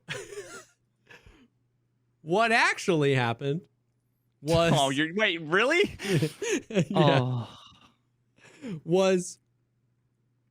So I interpreted it, and many people in the community interpreted it as, if I have a blacked leg and I got shot in that blacked out leg, whatever formula it does to distribute the damage to my body, I should have 30% less damage distributed. Take that whole formula, put parentheses around it, and divide by... Yeah. That's what everybody was like, this is nice.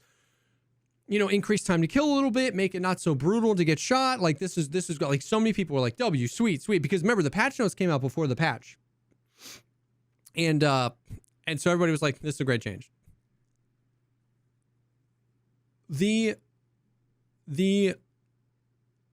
So I don't know how this was calculated. The math doesn't math to me.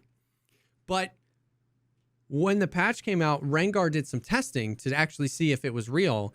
And then he tweeted out, he was like, the damage reduction is only happening to your arms and your legs.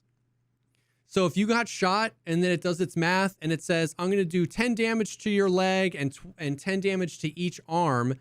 And let's just say for the ease of math, 10 damage to your thorax, 10 damage to your head, 10 damage to your stomach. It would then apply the 30%, but only to arms and legs. So it would be 10 to stomach, 10 to thorax, 10 to head, 7 to arms, and 7 to legs. And we were like, oh, it's a bug. And then they were like, it's not. That was how it was intended. Nice guy. He was like, I just got confirmation this was how it was intended. And, okay, so wait a minute. And everybody was like, there's what? a couple of things here. This is one of those cases where I have like context and information that's way too complicated and like boring and pointless to actually get into. But I'm now seeing like 19 potential points of confusion that could happen. What I first would want to know is, I remember like the first Rengar video I watched. Mm-hmm.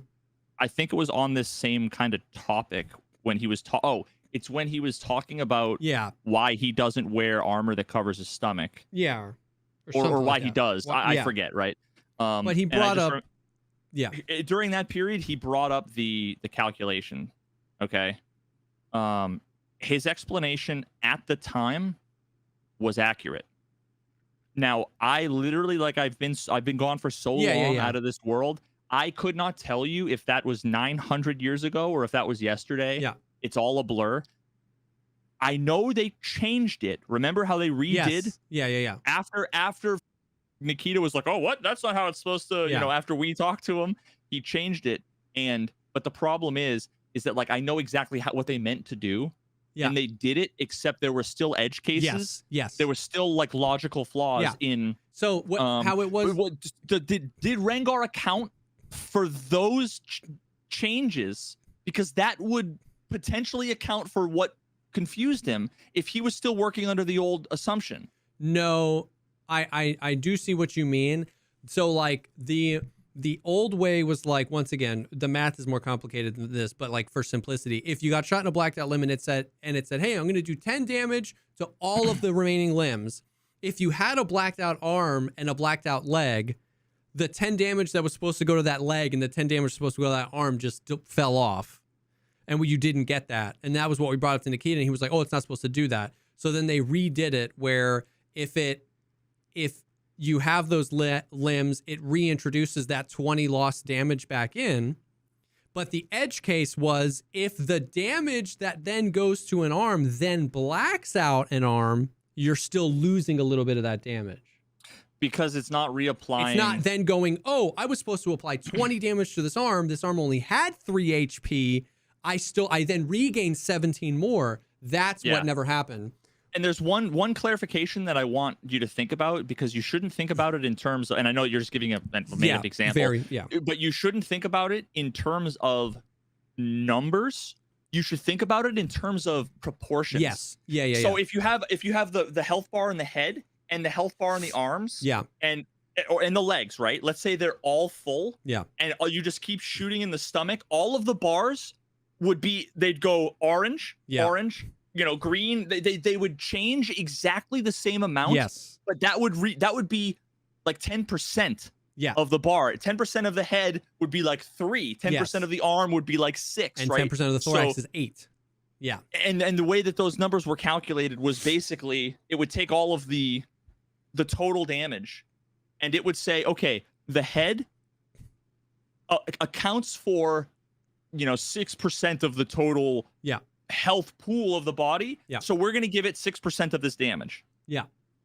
So I just wanted to clarify. No, you're right. I wasn't like, whenever I explain it, I like remember that being a thing, but I was like, man, I really don't remember exactly how that went down. So I was like, okay, I'm not gonna bring that up. But I was like, yeah, it definitely is weird. But Rengar's testing today, that didn't really matter because it was in offline raids where It was a completely healthy PMC, and it was just shot into the leg until the leg was blacked out. The rest of the body was healed up, and then we would just shoot to the leg. And you would see that those proportions were different now, where the arms and legs were taking a noticeably less amount of damage, but the thorax, stomach, and head were not. And then once clarification was sought out, BSG said, no, that is exactly what we intended. The reduction of the damage only applies to limbs. So what I want to know is, if you shot someone in the leg with 100 damage bullet, did your HP go down by 70? Because that's the way it used to be. Yeah. No, sorry. Not it used to be your health would go down by 100 because your leg, the multiplier was 1. Yeah. You know, it's just 1.1.0. So you would see your health go from, you know, like 410 or whatever it is with a blacked out leg to 310. Yeah. Now, I would expect after what they said that the total. So what was like, because that's how you determine the actual percentage. It would go loss. down. If it was like it would go down by like 80 or 85 or something, because it wasn't 70. So it wasn't correct. It wasn't a 30% reduction to the entire damage. It would split it up and then do an additional calculation on, is this a limb? Yes. Reduce the damage by 30%. Is it a thorax, stomach, or head? Yes. Keep the calculation. And so the question was, bro, I dodged a bullet. I almost spent a month re-architecting Battle Buddy to do the formulas again when they made those changes. I'm so glad I just didn't. Dude, and then I'm so glad. The question was, why?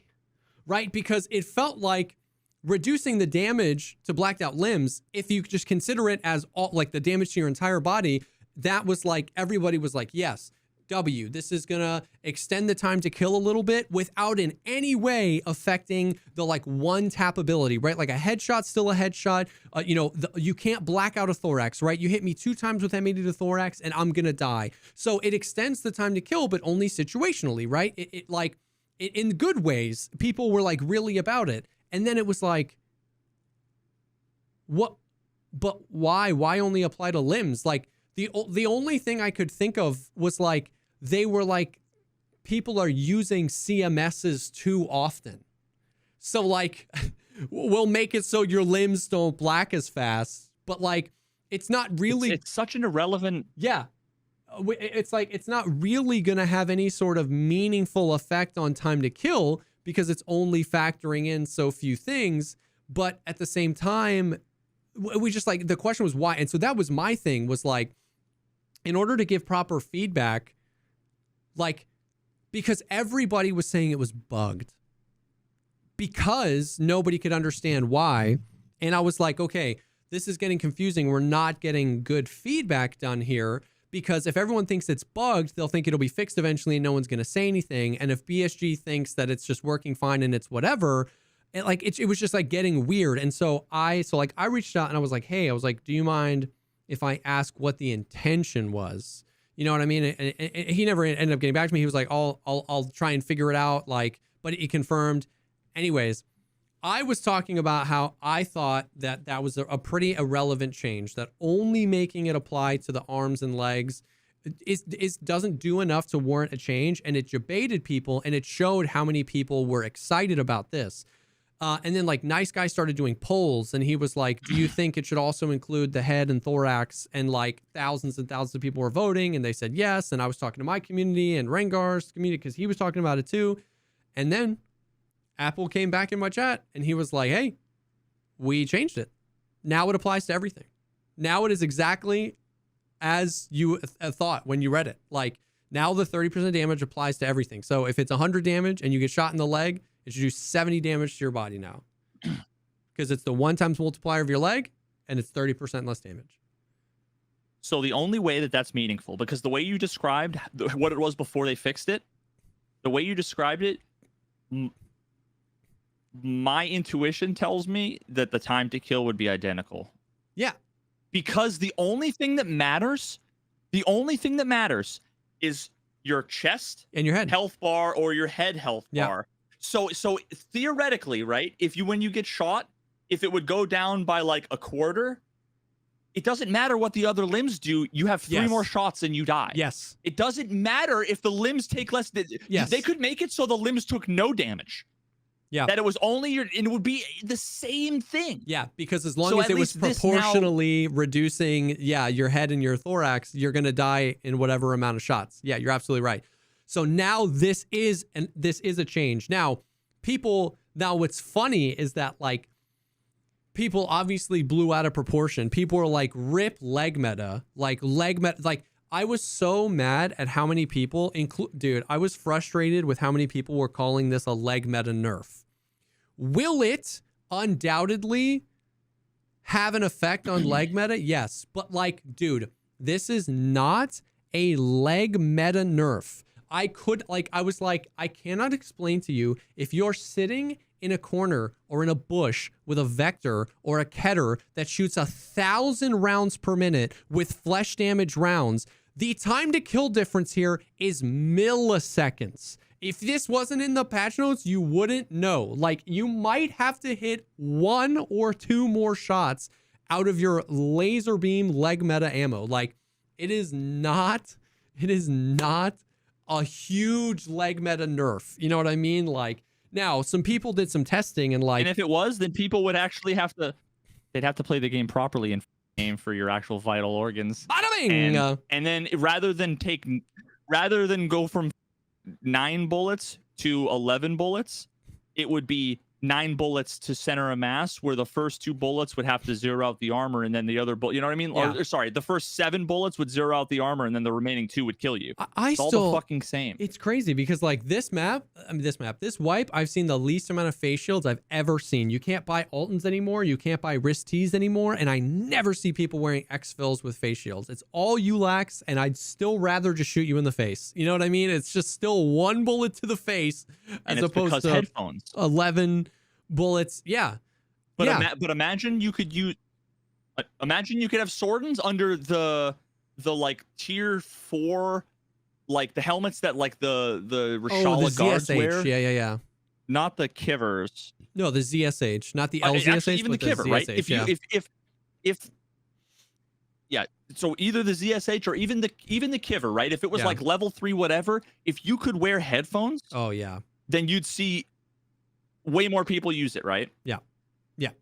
So and also you couple that with they actually improved the way in which you can repair face shields, so that you didn't buy it once. It takes 1 bullet, is almost full HP, but you're blinded because you can't see anything, and then you need to replace it. Yeah. Then way more people would use face shields. Yeah. So now, before somebody puts in the chat, yes, a few people, I think Logical 1 Peg did some testing, or one of them. The KS-23, the Shrap 25 rounds will no longer 1-tap you in the legs, and the Shrap 10 rounds will only 1-tap you in the legs if all 8 pellets hit. If one of them misses, it won't 1-tap you in the legs. But that W. Yeah. Oh, yeah. That is in no way. I mean, I'm still team delete the KS-23 from the game, so I'll take that as a W. But that does not mean that leg meta is gone. Now, once again, I'm pro just shoot someone in the face. I think you have a higher success rate of killing someone. But like, if you've got a vector with rip rounds, a 45 vector with rip rounds, a Glock 18C with rip rounds, if you've got a Keter with SP7 or SP8, whichever one, you probably will not notice a difference in time to kill. If you do, it'll be so minimal. Like, it's we talked about this with shotguns. Like, if something is OP by a magnitude of 10 and it's nerfed to OP by a magnitude of 5, it doesn't mean it's not OP. Like, just because it's nerfed doesn't mean, like, you can still leg meta the absolute out of people in this video game. I am confident of that. But dude, even, oh man, it's the amount of people literally label it the leg meta nerf. It just made me mad because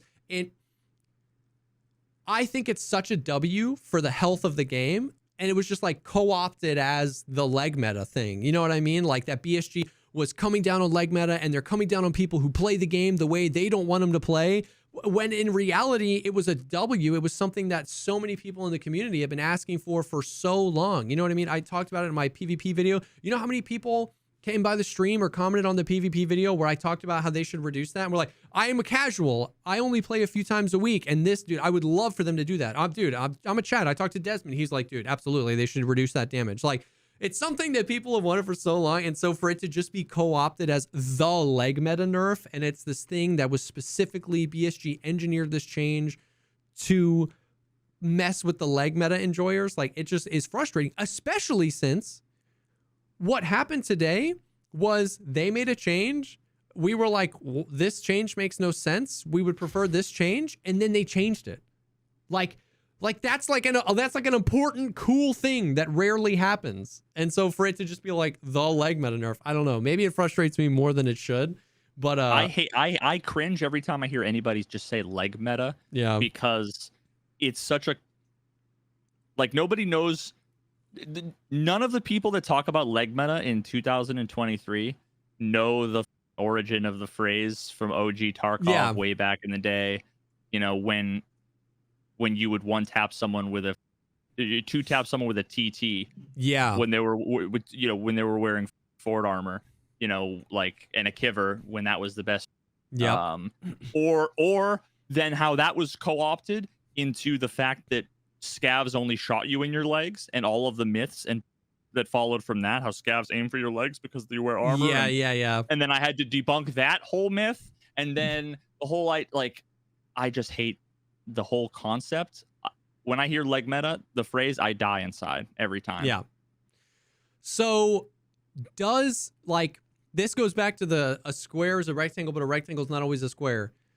Does leg meta get affected by this? Absolutely. But that doesn't make it the leg meta nerf. It was a change, in my opinion, a really good change to the overall damage being taken and applied.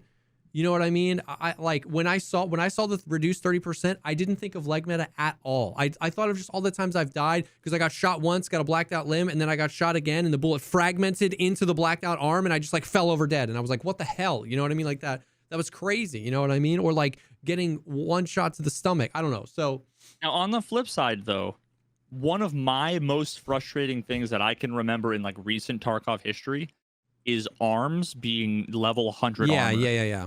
So this makes that worse. Correct. So, but it just hasn't felt that way in a really long time. If anything, like, I'm gonna play devil's advocate and entertain the leg meta nerf folks and say it's now worse to shoot center of mass, because now you have beefier level 110 armor in front of the level 6 armor in front of the thorax. Yeah. So you could even potentially make the argument that it's still better to shoot for the legs, maybe more than ever. Yeah. I see what you're saying. Now everybody now it's a leg meta buff, and this is going to be the new trend. Yeah. No. Honestly, though, I feel like the time to kill center mass right now is probably. It probably went up more than the time to kill to the legs, proportionately. Yeah.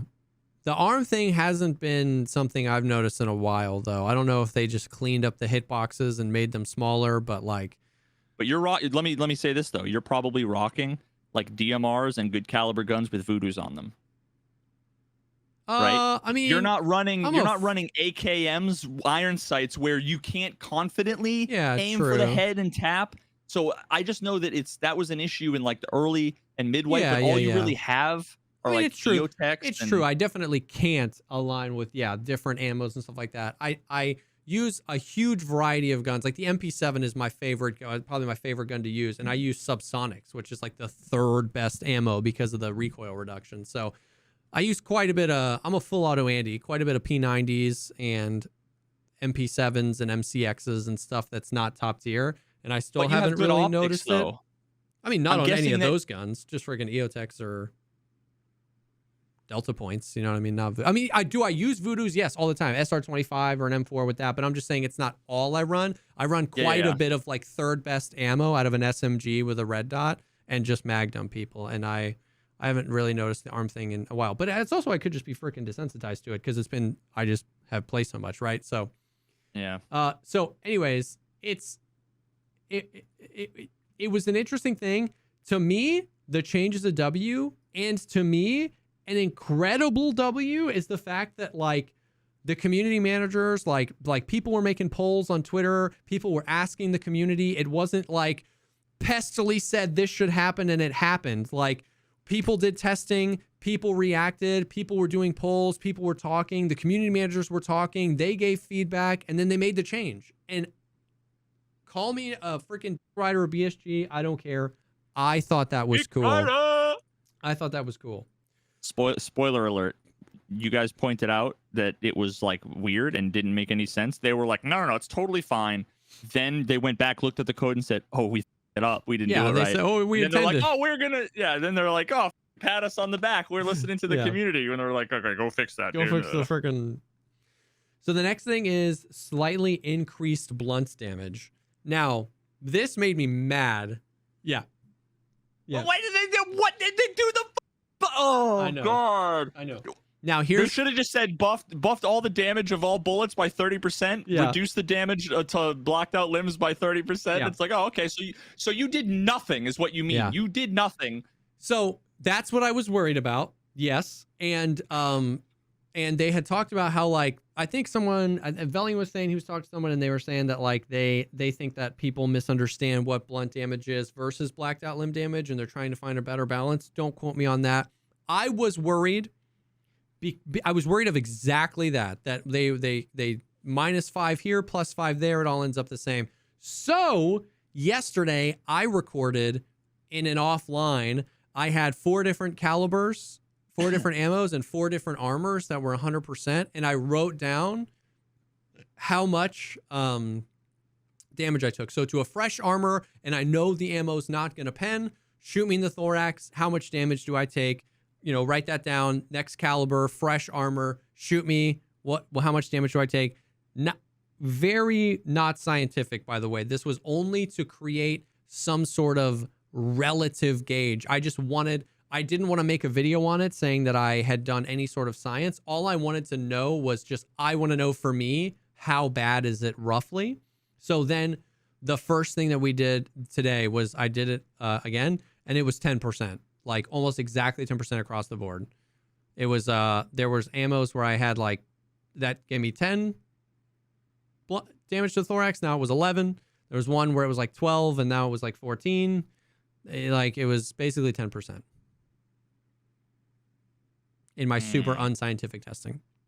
So doesn't cancel it out, but it was interesting. So ultimately it's not that big of a deal, but the fact that it's not that big of a deal is almost all the more reason why would you do it? Well, like, why are we increasing damage taken? I don't know. I'm literally I'm trying to look to see in my ballistics engine code how they calculate if it penetrates. Okay, if it did penetrate, then do that stuff. Otherwise, if it didn't penetrate, 97. Yeah, roughly 10%, by the way. I mean, like looking at the formula, if you had been like, I can't do the math right now, mostly because I don't know, like I don't know what the blunt throughput values. That's one of those like hidden values under the covers that like, yeah, I have hard coded in some file somewhere that I haven't looked at, but like it's never in the ammo charts or whatever. If you had been like, it comes out to roughly 10%, then I would have said, sounds about right. Yeah. Which is, this code is from, years ago, so I don't know. So it was weird, and I don't know why they did it, but they did it, and they increased blunt damage by 10%, but reduced damage from black limbs by 30%. So now we can fly through because these are just some fixes. They reworked the bot spawn system in practice mode. Apparently you would say no AI, but then AI would spawn or something. Fix the incorrect functioning of the culling in some places on streets of Tarkov. So once again, what is separate, what was missing from this patch that presumably is like linked to Unity 2021 is on the roadmap. It says the new culling system being added to the old locations and a noticeable increase in FPS on all locations. So that was not here. So what was hard throughout the whole day was the amount of people asking me if a problem that was not addressed in the patch notes was fixed, and then saying the patch is an L because it wasn't, right? So like originally in 13.1, there were going to be FPS increases. That had to be moved due to Unity 21 not being in the game. The patch notes didn't say it was being there, but people were like, I didn't see an FPS increase. They lied to us. And it's like, okay, brother, calm down. You know what I mean? So like, or even though on the roadmap, there was no mention of the audio, people were like, the audio still sucks. This patch did literally nothing. And it's like, okay, you know what I mean? So like parsing through just like I stubbed my toe after I Alt F4 to escape from Tarkov and my toe doesn't feel better, therefore this patch is an L, was frustrating because it was like, if you read the patch notes, then what's in the patch notes, we can talk about what's in the game. But if you just say X, Y, or Z is a problem, yeah, we know that, but not every single problem is going to be in every single patch. So, no, every single problem is going to be in every single patch, not every single solution. Yeah, to every correct. Single problem. Yeah. Get it right. Yeah, sorry. Son.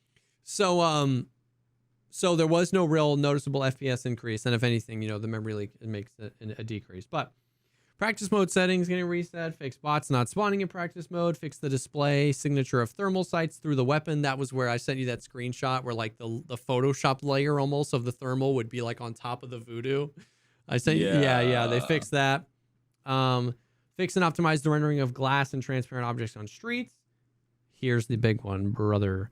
Fix the cause of the stutters in some specific areas on locations which would occur during the calculations of sound occlusion zones.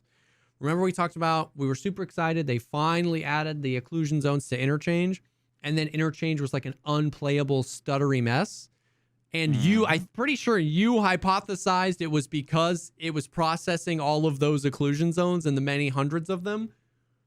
That's what they said. Well, I ran into interchange, and there's a specific spot where I stuttered down to like, I am a slideshow when I enter in this space every time. And I've been playing a lot of interchange because we've been doing the boss event. So I was confident it was still in the game. We ran around interchange, 98% better. There were a few places where I had like one tiny singular micro stutter, but not like I'm walking through an entire area of the map at 2 frames per second. So that was a huge W. Interchange, like, it has the new audio, they fixed the stutters, and they took away the fog. The lighting still needs work in my opinion, but like interchange is so much more fun to play than it was 6 months ago. Like so much more fun to play. Yeah, it's good. Fixed a bug where open doors could muffle sounds or vice versa. I've had that before. Player scavs. Oh, with high reputation, no longer lose fence reputation if they kill the rogue bosses. So the goons, the rogue bosses, so like as a scav, you can kill the rogues and you can kill the raiders because they established this way back in the day. They're not scavs, they're ex-PMCs. So the scav gang has beef with all PMCs. So you as a scav could kill rogues and raiders without losing rep. And the assumption was that would apply to the goons as well, but it was supposed to, but it didn't. You took the huge rep hit for killing a boss if you killed them. They fixed that. So as a scav, you can kill Big Pipe Knight and Bird Eye. None of the other bosses, but you can kill Big Pipe Knight and Bird Eye without taking a reputation hit. Fix a rare bug where the boss guards would freeze after throwing a grenade. And road decals are no longer superimposed on dropped items, equipment, and weapons. Sometimes if you drop something on like a fallen over stop sign, it would like, the stop sign texture would apply to the magazine. I remember that. Yeah. So like they fixed that. And then they ended it with, this update does not include the Unity version update. In the near future, we plan to publish an updated release roadmap for this year that will include the game engine update, content patches, and more. So so I see the roadmap still as a W. They gave us the roadmap. They didn't give us any dates. Things ended up being kind of a little bit out of order, and they're going to update the roadmap. This still was a valuable thing to me because it showed us 2 months ago, whenever they released the roadmap, that they were prioritizing fixes first before content, and that's what they're and that's what they're doing. This Unity didn't come out before this, but the spirit of still showing the players we're working on optimizations to the game and fixes before content still applied, And now that the roadmap is a little out of date, they said they're going to update it. So like some people were like freaking out about it. And it's like, dude, I don't know. I'd rather this than that one time where we got like 6 months where BSG didn't even tweet. Like, you know what I mean? So yeah, that's that. So I mean, it's, you know what we'll, oh God. What? I was just going to say, you know what we'll call it? We'll call it half of a W. Then I realized that that's a V. That's a V. And then I Satire V. had a panic attack. Yeah. So ultimately, it depends on what your expectation was, if you consider it a W or not. I still think it's too early to tell on the netcode stuff. We're just really going to have to get into tons and tons and tons and tons of fights. But you can't deny that this was relatively one of the smoothest, ginormous 6-hour patches that we've had. Like the game is playable. Nothing is crazy. The netcode is not worse. The rubber banding's not worse. The hit reg isn't worse. But it's hard to tell if it's like overwhelmingly better. So that's where we're at. I had fun playing Escape from Tarkov today. And that shouldn't be a metric to anybody of how effective the patch is, but it's also the only information I can give.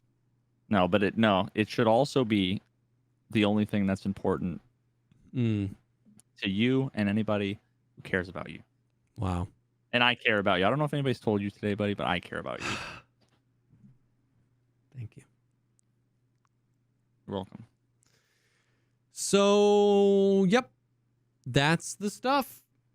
That's Tarkov. Hostess with the mostest. Big. And the patch and the event persisted through it. The event's still going on. No end in sight for the event. Many questions, no answers, right? Like they said they're releasing a new roadmap soon. That's good. Still don't know when is pre-wipe, when is the wipe happening, when is arena happening. We still don't know. Friendly guy. What is event? I love you, man. We still don't know what, like this. So many questions about like, well, if this isn't a wipe, when is the wipe? Patch point 14 is probably going to be a wipe, but I don't think we can assume patch point 14 is close. If patch point 14 isn't close, what are they going to wipe with? Are we not going to wipe? Are we not going to wipe until December? I've been asked these questions a million times. I don't know. I have no idea what this means for wipe. The fact that this patch isn't a wipe. Patch point 14 will happen somewhere between tomorrow and the heat death of the universe. And that is really all I have. Oh, yeah. And the arena made an Instagram account. Wait, is it sentient? Yeah. An Instagram account was made for the arena. Which means... I really wish they'd stop putting out Instagrams and tweets and just get to work. You know what I mean? Dude. And by get to work, crazy. I mean finish the next of the Chronicles of Riddick sequel because it's been way too long since I've seen Vin Diesel and Tripolowski. Never. I'm tired. It's true. I'm exhausted too, man. I am exhausted. Sick and tired of being sick and tired. But that's it. I don't know. You got anything else? That was 2.5. That was 2 hours and 12 minutes of just Tarkov. So the YouTube commenters will be happy about that.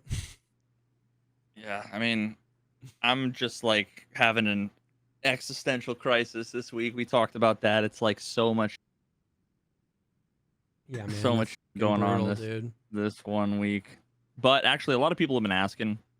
So I might as well give a quick update for sure. It's like overwhelmingly positive news. Good. With like a weird kind of like sad spin that is still, I think, a good thing. But so as of the beginning of this week, Grandma V is in a nursing home, which is great. Yeah, which is because good news. I know some people, it's like, is that a good thing or is that a bad thing? But like, I know that because there's like, of how what's been happening, like it's a good thing. yeah, and then there's also this stigma, that I have gotten a couple messages from people that are, like, nursing homes are the worst places ever, and you're sending that, it's like, Shut up. it, that's true sometimes in some places, in some cases, Yeah. and whatever. At the same time, letting her go home to die is Exactly. it's not better than that, or keeping her in the assumes a hospital. lot. Yeah, Yeah. that assumes a lot to just say that Um, as a blanket statement. Yeah. but yeah, the what I'm dealing with lately is her not fully either getting or understanding, like, what's going on. Because she doesn't remember. Which is just It's like you have so like brutal, man. the first day I talked to her, she thought she was in the hospital still, and was like, why? Not only did she say, like, why can't I go home, even though we've just spent the last like 6 months talking and agreeing that, like, finding, like, Mhm. assisted living for her was the right thing. Now she's like, I'm in the hospital, why can't I go home? It's like, to have to utter the words like you're not in a hospital was like Yeah, dude. one of the worst. So I'm just been exhausted because every day, multiple times a day, she calls and it's like, can you come pick me up? And it's like, having to have the conversation over and over That's again. so I'm brutal. like emotionally exhausted, while also trying to. I'm going to be gone for a few days, going on a little bit of a road trip, going to a friend's wedding. Oh, nice. Yeah, trying to get this Diablo video. I feel like the pressure of, like, more new people are coming into the game, the season, all the pressure, all the Oh, news and yeah. everything. So I'm like, really want to get this out, soon. Bro, I wake up at 5 a.m., pull out my laptop, and I type on my laptop and edit video, and it's 7 p.m. and it's like, I don't, there's not enough hours in the day. No. Like, I don't. Yeah. One thing I'm actively working on is going to streamline my process. I'm not inefficient. I put too much effort and detail into my videos to the point where the end result is the best it can possibly be, Yeah. but that doesn't contribute to its success. Yes. Dude. I could put in 98% Yeah. less effort and get only 98% of the quality. Yeah. Well, no, it would be 98% of the views and likes and ad revenue and whatever. So it's like, I need to find a reasonable medium. Yeah. Where I can just.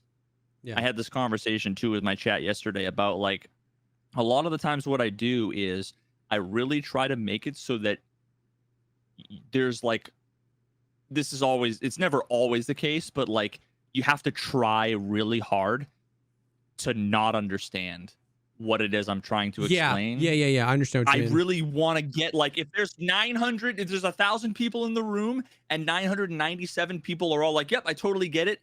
I'll, like, focus on the 3. Yeah. Sometimes to the detriment of the 997. Yeah, I understand what you're because saying. I could just be like, sorry, you're dumb. Yeah. You don't Rewatch get it. this Whatever section. it is, right? Yeah. When you're not paying attention. Yeah. Yeah. Watch it a few times, like, you'll get it. So, I have some adjusting to do about maybe not being so thorough with every single thing. Maybe not, having, a big thing is not having visuals for every single thing I'm saying. Yeah, because that I'm the type of person that I actually work. stress. I mean, if I want to do visuals to what I'm talking about, sometimes I can take 3 hours to edit 45 seconds of video. And when I'm making a video that's 45 minutes long, do the math. Yep. So sometimes it's like I'm doing the thing that I kind of hate, which is I'm just going to sit and talk over gameplay. But it's like, you know what? For the most part, the people who are going to listen and they're going to get it. There's some people who needed the visuals for this thing that's kind of not that complicated. Like, I'm sorry, but you don't get it. You don't get it. Yeah. So I'm working through that. Yeah. And then, of course, we even have it in the chat right now. No Man's Sky video. So that's stressing me the out because it's such a massive project. Yeah. But this other project kind of takes precedence in terms of the timeliness. There's a very real possibility. There's a real possibility that Diablo, that I become a quote unquote Diablo content creator. Yeah, right. yeah. I could be putting out Diablo guides twice a week, every day for the next 2 years, and not get back into Tarkov. Yeah. It's entirely possible. This game has the potential to do that. Yeah. So this is kind of an important step. Yeah. I totally get that. But I'm also stressing because it's worst case scenario, dude, is I'm going to do everything I possibly can to avoid this. But what I don't want to do is be man, it's been 3 months since I've last worked on that video, the No Man's Sky video. I lost the spark for it. Yep. I know. Yep. So I have this terrible guilt where it's I have a million Diablo ideas that are going to be massive. This whole No Man's Sky video is genius and it's epic and everybody wants to see it, but it's also kind of a gamble and a little bit of a wild card. Yeah, and a lot of work to put into it would something. Also involve me spending. So I'm just stressed because it's I can't not make the video because every day I got 20 people coming in talking about the No Man's Sky video and I'm I forgot about that. It's my taxes are due and I just keep forgetting because I got so many other things going on. Yeah, no, that I totally get what you mean about you don't want to get to the point where just some thing in your brain checks and you think about the video and you're yeah, it's been too long. I don't really want to work on that anymore. It's that's an impending thing is coming, and it's just getting back into it. Chess documentary episode 2. Before that switch flips, and you're oh shoot, yeah. I'm too fickle. I know myself, and I'm ADHD, and when I get into something, I get into it like crazy. Yeah. The problem is that if I get into something else, while I'm already 1 foot into the other thing. Yep. What I secretly need is someone to make and I'm saying this as a joke, more to talk about my mentality and less about I want anybody to do this. Yeah. But if someone was we made a GoFundMe and it will raise $100,000 for you to finish the video, it's all right, I'm gonna work on it. You know what I mean? Yeah. That would be the motivation I would need, other than just my guilt. And that is currently what you're saying is external motivation is a specific type of motivation that helps. And the external motivation that's happening is the timeliness of the Diablo video. That's why you're that's a part of why you're super excited, because there is a motivating factor outside of just Veritas sitting in his room being I'm super excited to work on it. So sometimes for people like us, content creators, or someone that just is ADHD and is that external factor, part of the timeliness of it stresses you out, but part of it also just excites you because it's just any other external motivator to just be ooh, this makes me excited to work on this video. So you have that external motivation on a video and you don't have it for the big project that you're oh no, I don't want to lose motivation for this. And so, yeah. And that's part of why, honestly, I tease things so often and show previews. Yeah. Because it's me almost saying I'm slightly less likely to off this video before it's done if a bunch of people are asking for it. I'm setting myself up for my own stress and failure. Yeah. Because I got people, is a recoil video going to be... Bro, I'm so uninterested. I'm never doing the recoil video. Yeah. Unless 2 years from now I come back to Tarkov and the recoil is still dog. Yeah. But nah, I literally was running out of hard drive space recording Diablo clips this morning, and the folder that I had Netcode clips, cheater clips, desync clips, audio bug clips, blooper clips from Tarkov, and I was delete, a year's worth of I got rid of 300 gigabytes of Tarkov video. Damn. Because I just don't give a yeah. It's I get that, which is totally fine. Yeah. Damn. So that's where I'm at. I feel you, man. That's brutal. That's a lot. But dude, Diablo is in a lot of ways is priming itself to be it's for slightly different reasons, but Tarkov Ballistics 2.0. Oh, really? Where it's everybody's coming in saying, hey, I can't believe this thing that a complete misunderstanding and myth is a thing, and wow, that's so crazy. And it's I'm constantly and you're that's not, it's a so that's why I'm making the video, because I'm so sick of people And then you have a resource to be like, it's like the resource helps weed out the genuine versus the trolls. Because if someone is genuinely asking when you're in a bad mood, that's hard because then you might be short with them. But if somebody is trolling when you're trying to help them, then that ends up in a conversation. So having the resource to be like, it's actually a pretty complicated topic. I go like super deep into it.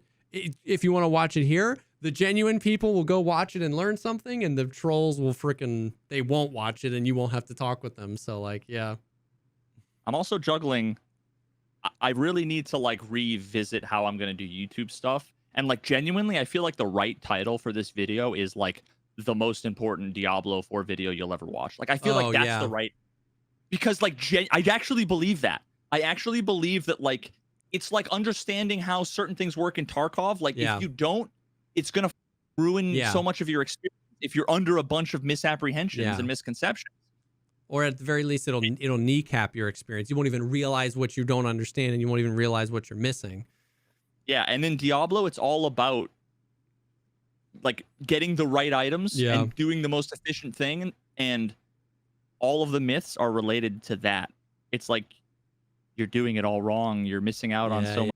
You're wasting hours, and so I don't know. Like I feel like that's the right thing to do. I also feel like most reasonable people are not gonna like judge me for it. But at the same time, I'm like, oh god, people are gonna be like, oh, this is clickbait. Like my subconscious is thinks there's gonna be 1,000 comments that are all gonna be like, you lost respect for you clickbay. Nah. But in reality, nobody's gonna nobody's gonna notice. You'll get those comments, but like I heard this somewhere once, and I don't know why. I was just in the place to internalize it, and I really did.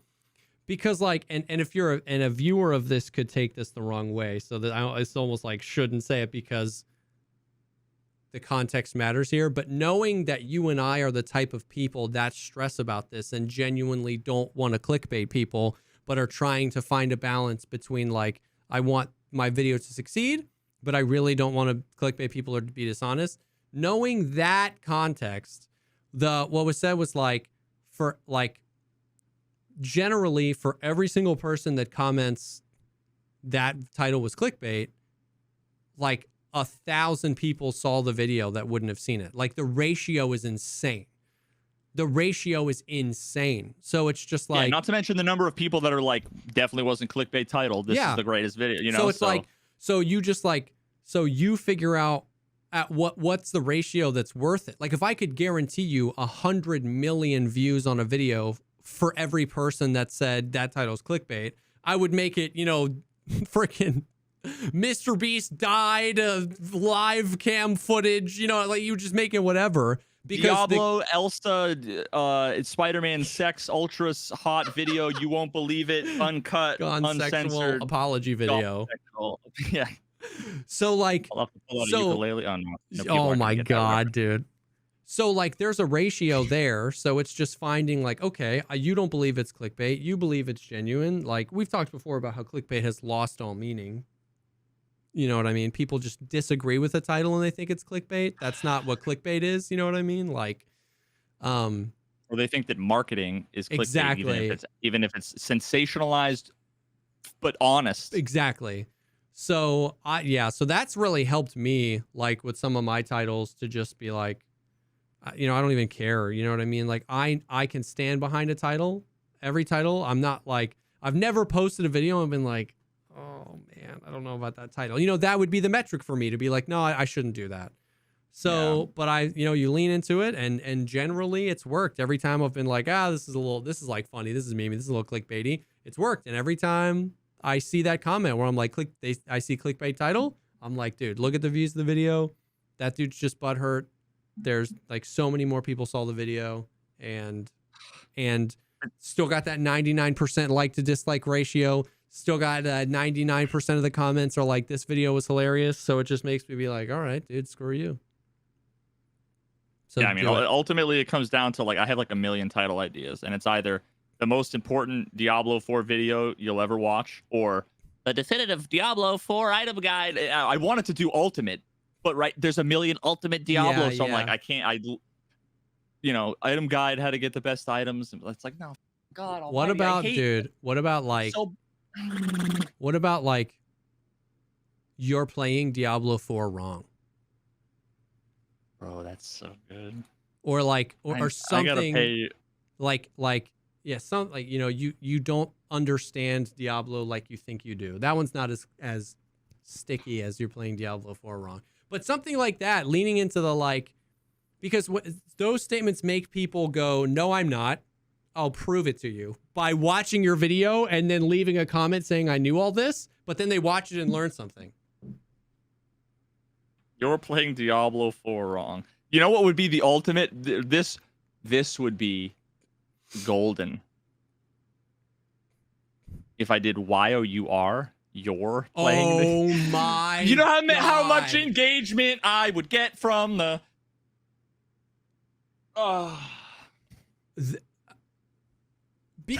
Dude, so you broke my brain because like that title is a strong title. So to have like a really strong title that people click on and have a spelling error in it, dude, your CTR would be nuts. Oh yeah, speaking of, we had a typo in our last title of the podcast. Oh no. It's been since Monday and nobody told me? Maybe, you know what? Maybe even the one before that. No. I may or may not have. This was one of those situations, I think. I genuinely, and I've never been like this with you before at all. But thinking back to like the moment, I think I was on my phone and I noticed it. And it was kind of like one of those you got spinach in your teeth kind of things where like, I'm just not going to say anything. Yeah. But here's the thing. Now that I just pointed out, I knew that someone's going to be like, oh, the irony of them talking about having a typo. And I think it was like, maybe it was 2 with 2 O's instead of 2. I don't remember which one it was. Chat, find it. This is one thing I can trust you to do.